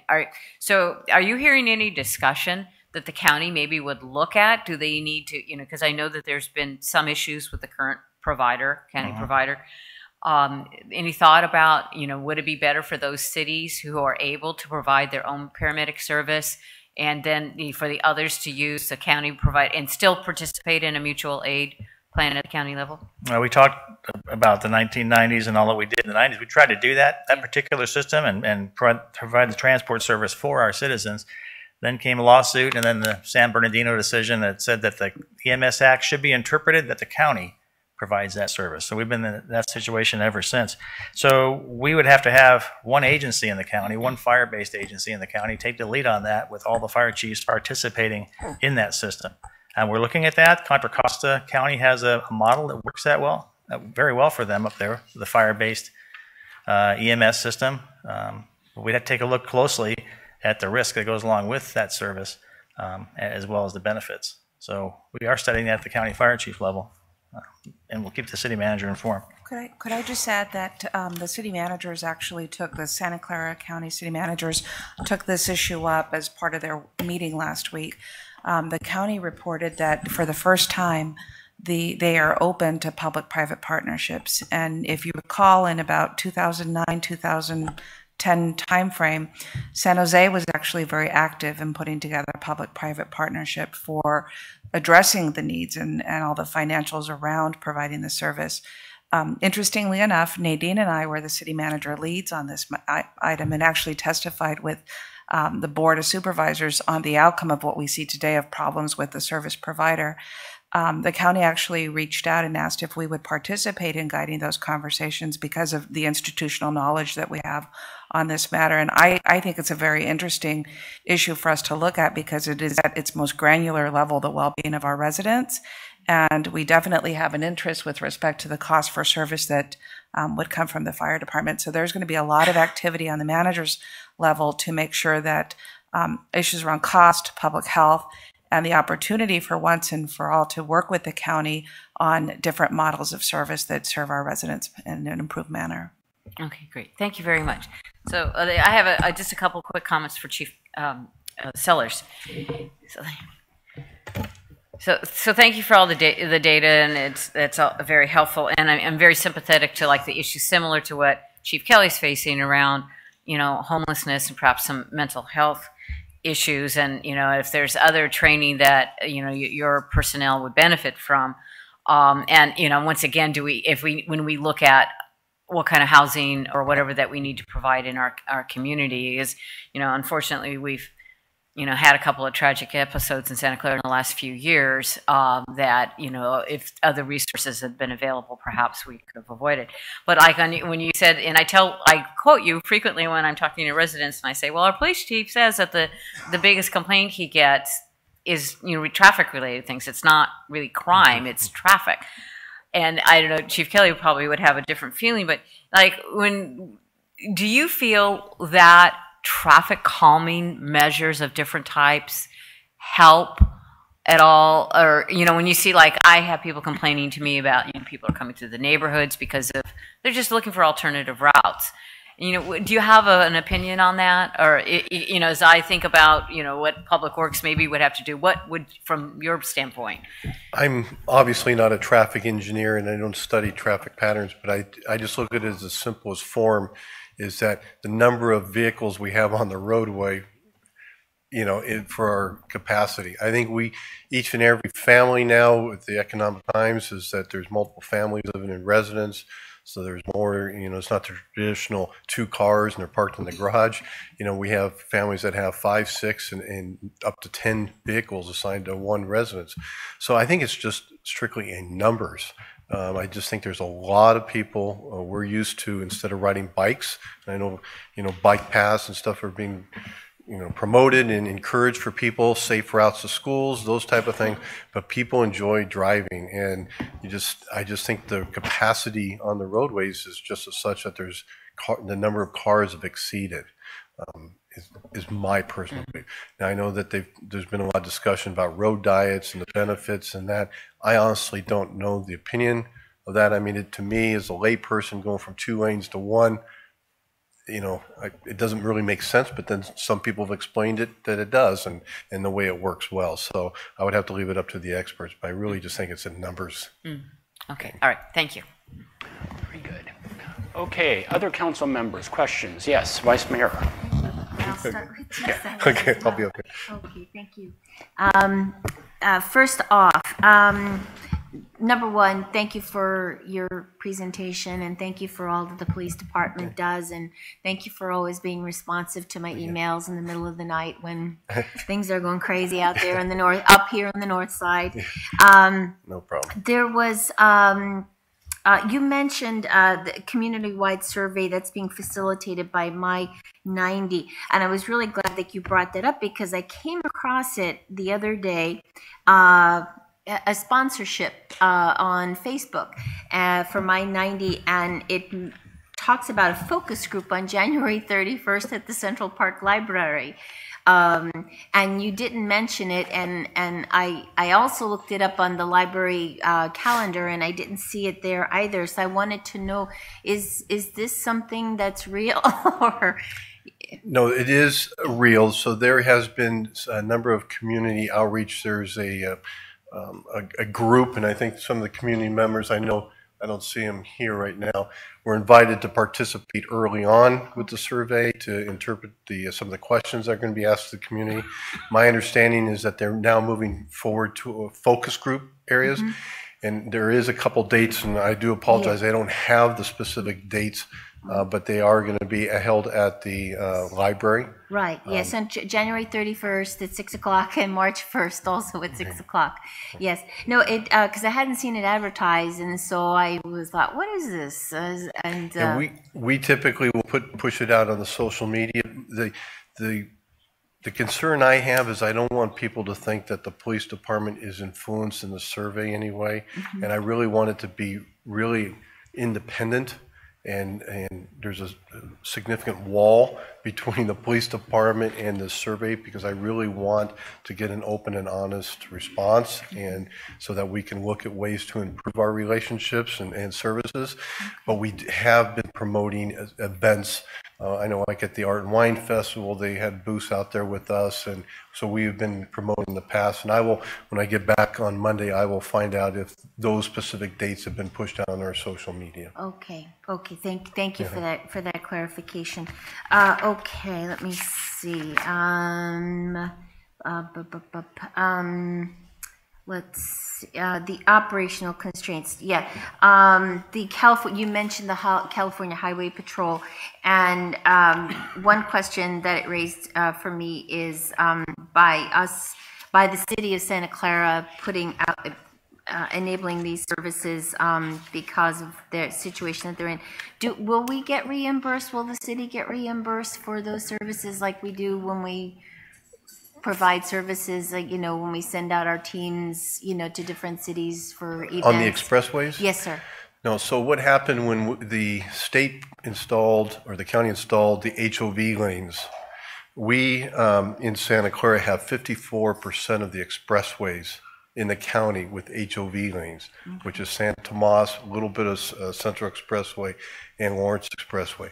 I believe there's 5 law enforcement agencies that actually have expressways with HOV, but we, City of Santa Clara, at 54%. CHP agreed 20 plus years ago that they would do enforcement, including traffic enforcement of all accidents and the enforcement of the HOV lanes. They would receive, the state would receive the revenue that was generated off those expressways. But we were responsible for 54% of the contract. Originally, early on, the contract was for $300,000 for the entire county. So we were responsible for 54% of that. But that amount was offset by the revenue that was generated overall. So most years, the cities didn't have to pay for the services because there was enough revenue generated. Because of staffing issues, obviously because of some of the freeway shootings that have been taking place, obviously the unfortunate death of the officer with the DUI enforcement, the commissioner has said that they're going to pull in all their resources and start doing enforcement, much more enforcement on some of the highways. So they are pulling their resources. So now it's been sent back to the local agencies to do all the enforcement. The only change will be any revenue now generated off those expressways will no longer be going to California Highway Patrol or the state. It'll be coming to the individual cities. Okay. But we are now responsible for all the enforcement in our jurisdictional area. Right. Okay. Okay. Thank you. And then you mentioned, the issue of the homelessness, and I know I've definitely seen an uptick in the RV parking all over the area. But and I had reached out to the community just to get ideas for what goals people would like to see as a result of this retreat. And actually, somebody mentioned commercial lots, the use of empty commercial lots that might be a possibility to use for RVs, parking, during these times so that they aren't parking on the streets, getting 72 hours of notice, you know, to move, and just have a permanent place, if you will, so that they don't have to keep moving around just because, I mean, you know, there's just a lot of people in that situation, you know, just using that as an opportunity, you know, until they get through these times. So just throwing that out there as an option. Yeah, part of the issues we have is a lot of the motor homes that we come across that are parked or left abandoned aren't in great running condition, and then they're not, the waste is not being disposed properly. Yeah. And when we are eventually tow the vehicles because they've been abandoned, we have currently 3 contracts with tow companies in our city that do our tows. They are having a difficult time and quite honestly refusing sometimes to tow those abandoned RVs because of the hazards, the biohazards that are in those vehicles, and they're unable to sell or recoup their losses for that. So we are going to be in negotiations this year with the contract, and I'm working very closely with the city manager's office to look at other options. I know there are some cities that actually pay a flat rate, the city does, for 2 tow companies that tow RVs to kind of offset some of their costs. So we are looking at all of that. Okay. I know during the recent, the fires up in Sonoma and Napa, I seem to recall there was a lot where RVs were parked and families were temporarily relocated, and I wondered if that could possibly, if that could be like a precedent, you know, or just look as an observation of how did they handle it and what, you know, procedures did they put in place to just house those people there until, you know, they could be permanently relocated. Yeah, again, I think it's just being able to find the land, the property, and having the owners be willing to have the vehicles parked there like an RV park. But, you know, the land around here is very expensive, so it's difficult to find those locations. Okay. Okay, thank you. Then that's all I have for you. And then Chief Kelly. Thank you, Chief Sellers. Thank you. I just wanted to say I'm very happy to know that there's a reduction in fires. I think that's a wonderful statistic and data to have, but I do have to say that I know that there has been an uptick in rescuing of puppies around the city, and my puppy has had to be rescued twice because he got locked. He got locked in the car twice because the keys were in the car, and I had to call the fire department. So, but they were very gracious about coming out. That's listed in the other types of calls on the chart. I figured that was, I helped increase that number there. So thank you. I so appreciated the quick response of Fire Station 6 coming out to my house, and I owe them several batches of cookies. They wouldn't bill me for it, but they said, this is your tax dollars at work. And I said, well, thank you, but I definitely owe them something. And so I appreciate all the good work that the fire department does. The one thing I did want to ask you about, I remember when we did the emergency services, we had that discussion at the meeting, and council approved going forward. One thing I did want to ask, just, you know, in light of, like, you know, we've had recent earthquakes and different, well, just recent earthquakes, well, and fires too. What, are we going to roll any of that out to the public to let the public know, the community know what is in place in the event of an emergency? If they have to be evacuated, where would they go? What would they do? Do we have that in place? We do have on our website. City website, our approved shelter locations, and there's a tremendous amount of emergency preparedness material, disaster response material. We give suggested caches of food and equipment you should have in your house in the event of an emergency. Helps you get prepared. And of course, our CERT program is the ultimate in emergency preparedness, where we teach our citizens to be self-sufficient for up to 5 days and to help their neighbors during that time. So on our website and via our social media, we continue to put out messages about CERT training and about the need for disaster preparedness. We can look at our efforts and redouble them in light of the fact that the council has approved this plan Right. in late December. Sure. Yeah, I'm just wondering, yeah, like, maybe is anything put in like the city quarterly, the Inside Santa Clara, and if anything is pushed out in there, because not everybody obviously has access to, computers, and so they rely That's a good on. point. That's a good point. We have put it in the past, and we can Good. continue to do that in the future. Good. Okay. Thank you. And then just finally, as a result of projects that are coming before the city, or potentially especially up here in the north side, where there's potential for high density.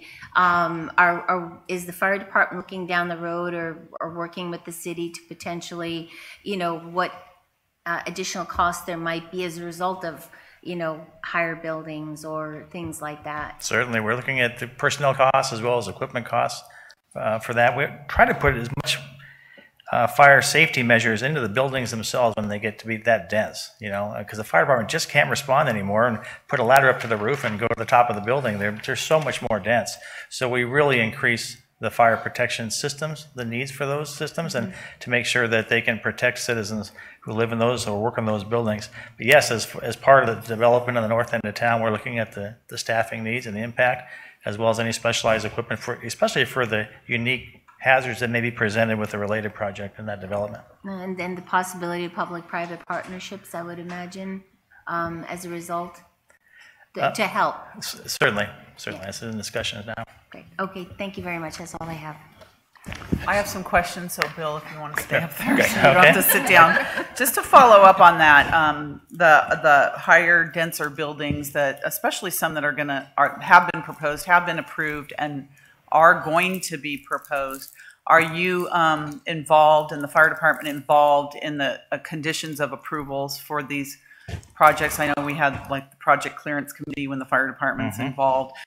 My concern is that we make sure that the developer pay for the special equipment that will be necessary to achieve some of the things. If we're going above and beyond what Santa Clara is normally used to, at least participate in the financial aspects of it. So how is that working? That's a good point, Mayor Gilmore. Yes, we have in the past. The Irvine company, for example, in a recent project, purchased a hazardous materials response vehicle, and that's going to be delivered this summer, I believe this summer. For Santa Clara Square, right? Yes. Exactly. Yes. So that was an $800,000 purchase there. Also, we're looking at projects to have them have traffic preemption for our local fire stations, so that when they build that project, they can help with our traffic needs in the area, the roadway needs, so that they can pay for that to help us get to the emergency, and also other equipment as well for the specific needs of the project. So in your 5-year strategic plan, does it address these types of issues as to the evolution of development in this area, yes, and the denser projects that have been created? Right, and the focus of the 5-year plan is to receive the data, look at the data, and make decisions based on the data. So we take a look at the development coming forward, and we look at the predicted path of impact for the fire department and the way we deliver services, and then to build the fire department accordingly. So yeah, that's part of our strategic plan. So I think a lot of the questions have been asked from other council members, so I'm not going to repeat those. But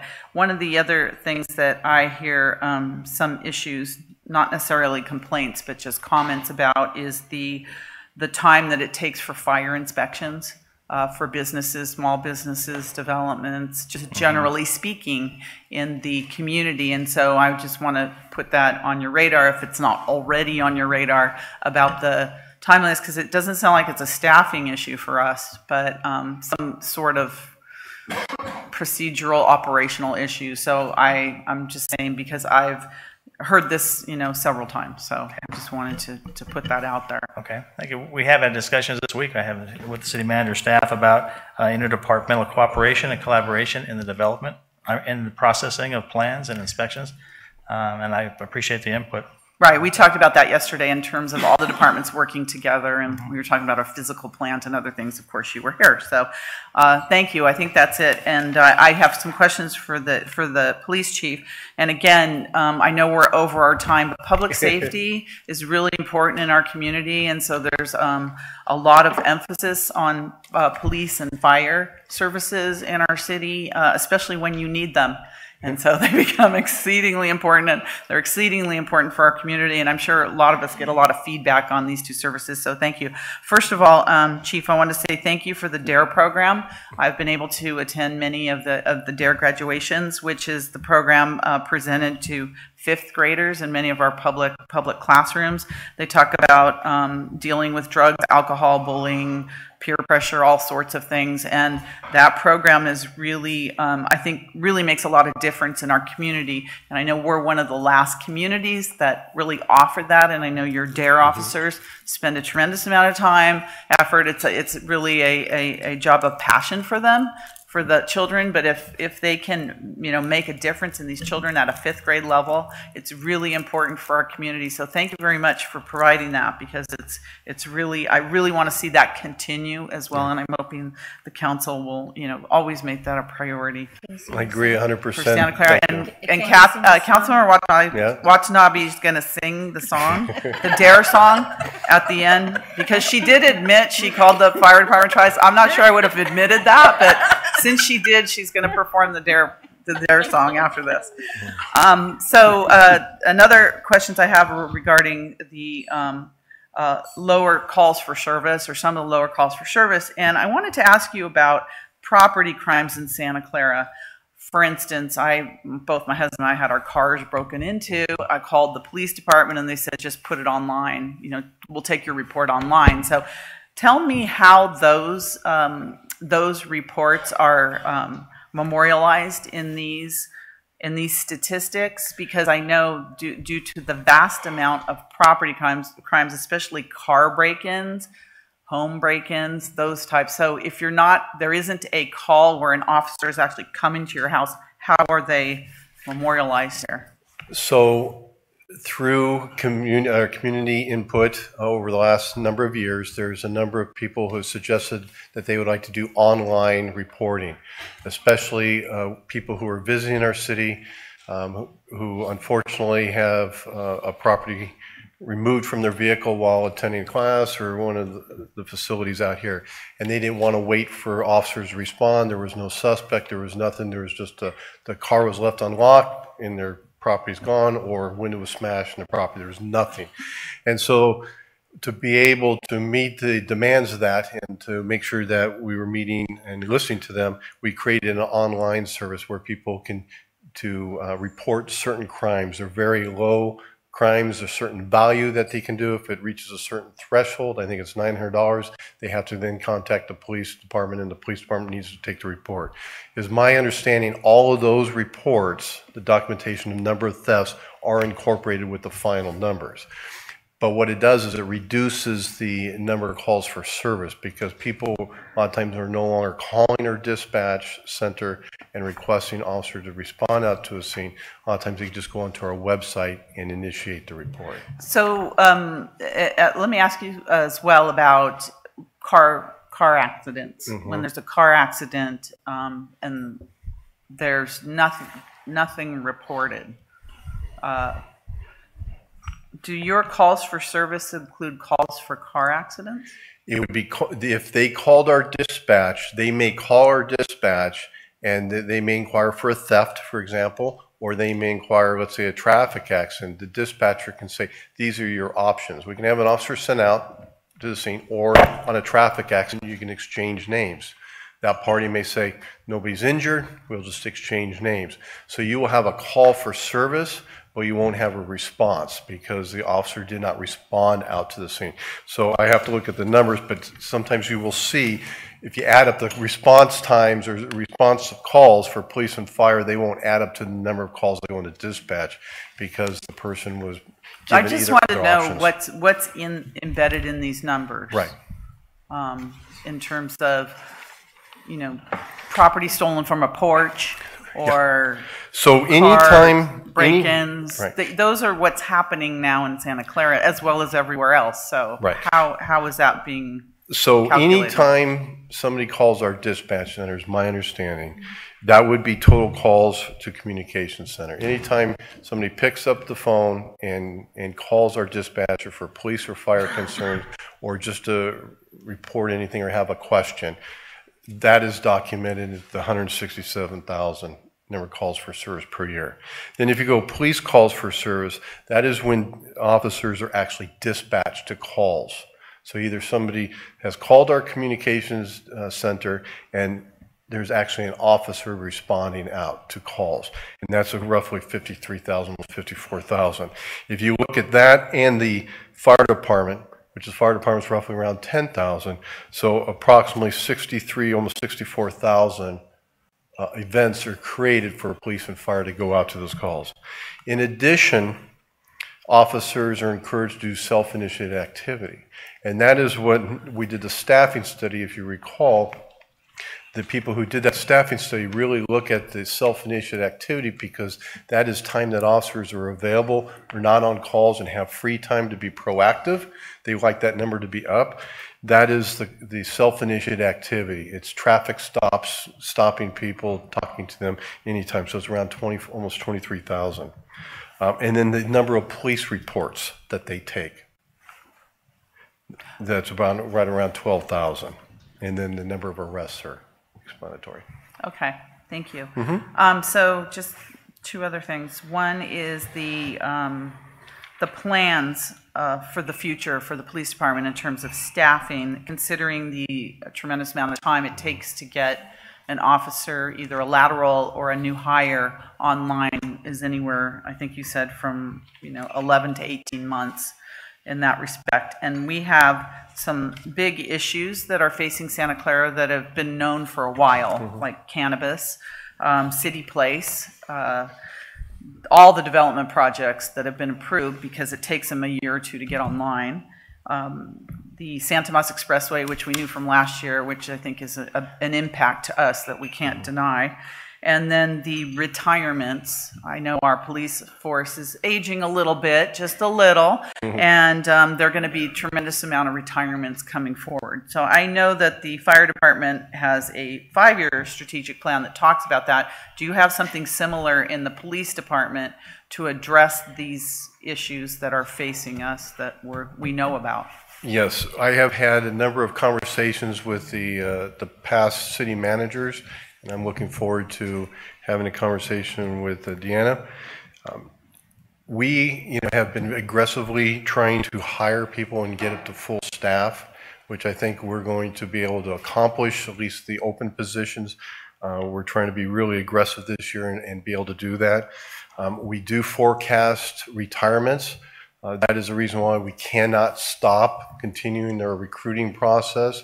And hopefully we're going to be at a point where we will be fully staffed with our funded positions, but we will be able to forecast, as like I mentioned, just in this particular year, I think it's like 7 officers and 2 civilian staff that we know are going to most likely retire, and then there's unexpected. But if we have the ability to be able to forecast those retirements, and then I can go to the city manager and we can hopefully overstaff so that we're going to be able to hire those people, and then when they retire, we're not playing catch up. We're not waiting that much. Now with the new development, the problem that we have, and that I find that is very difficult, is when we have these conversations and there's different developments popping up all over the city. Some of the development, and I think some of the reduction in calls for service, quite honestly, is because some of the development. And they talked about in the staffing study, because some locations can be high calls for service, let's say a hotel or a motel area, and that place has been completely leveled and a new development, high density population, but the calls for service may drastically reduce because of the type of development. And we have quite honestly seen that in some of the development. There's a high density, we don't get that many calls for service there. And so I think the development plays a big part of it. But I will tell you, with Great America talking about expansion and more, with the related project, with the convention center being more busy, with the stadium, and with Tasmanese, we are going to have a significant impact. And I've talked to the two previous city managers about this, and they've talked, okay, well, we're going to have additional revenue. We will be able to hire additional officers. I honestly foresee that there's going to be some type of entertainment district out here. We're going to have officers assigned specifically out here, either foot patrol, and we're going to have significant staffing during swing shift and graveyard hours just in this particular area. And I've talked about it, and they, you know, the previous city managers have said that, well, we're going to have extra revenue and we'll be able to pay for that. But I think that's got to be a really solid discussion, either the developers or the, you know, the Great American Convention Center, Stadium, Tasman, all of them come together and fund police services for up in this particular area. Well, and I agree with you, and we already know that, and we've known that particular fact for a couple of years now. And what concerns me is that you said there's 48 employees eligible for retirement within the next 2 years. So that seems to be our time frame, that we could lose tremendously the number of officers that we have, and then have to hire, and then we're way behind the ball. So I think that should really be a priority for us, because recruiting isn't easy. And then I have another question, because San Jose next door, maybe, in my opinion only, I feel like Santa Clara is a very attractive city for police officers. It is. Maybe San Jose is not as attractive as us. That's just my opinion. But they have done a really focused recruiting process, and they have recently, you know, were able to hire a lot of officers. And so I'm wondering if we can re-look at our recruiting strategies for Santa Clara to see, you know, are we looking military, or, you know, where are we looking and where are we focusing, so that we can take a real focused effort. These are just my thoughts. A real focused effort on getting those officers online before the tremendous amount of, I mean, we approved Great America about a year ago. You know, City Place we've been talking about for 5 years. Now we're, you know, really getting ready. And we know that, you know, again, an aging population. So I'd like to really have us focus on strategies for getting those positions filled, because I'll tell you, police and fire are some of the most important you know, departments in our city, and we need to have, not that we don't because we're in the safest cities list, but we want to continue to improve that and have a safe city in Santa Clara. I know that's all of our priorities. So. And I completely appreciate that, you know, that support that you have. And I just want to remind you that the number of 48, I think the number was 48, in the next couple of years, those are the people that, just based upon age, are eligible, you that said. Could be eligible. Some of them have no intention to retire for 5 or more years or 10 more years, but it is a number that we need to deal with. Yes. City Manager? Yes, could I, this is... and I think that was it, Mike. Thank you. Thank you very much. One of the references that I made yesterday was the retail assumptions with respect to revenue growth for the city, and why it was important for us to go back and validate those numbers, because you could easily argue that the revenue that's already projected has been spent a couple of times when you look at the out years of deficit spending and the likeliness of those revenues needing to cover pension cost increases. What I hear as I hear the relationship between increased development as well as the increased cost to operations is that we need to look at community benefits as a way to isolate the impact from development and what the operational impacts are. And instances that we've done in previous organizations, and I'll look at Sunnyvale, is we received financial contributions to fund police officers or public safety officers for over 10-year periods of time. We were able to get through development impacts to our operations, trucks, fire trucks, so that when we have high rises, we have the equipment in place in close proximity.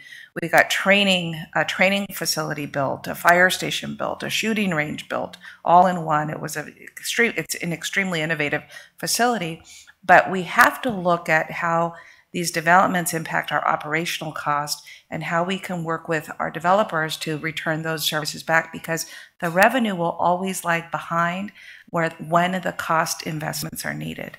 And so the relationship between those really need to be worked out. And again, it's an example of why these the next 2 years are extremely important for this organization. Thank you. Okay, Council, any other questions? comments for police or fire? Hearing none, we are overdue for a break, so let's go ahead and take a break. I have a 11:45, so let's break until 11, and I'm going to get us back at 11 sharp, and we'll move on to our next segment. And I'll set that up when we come back from the break.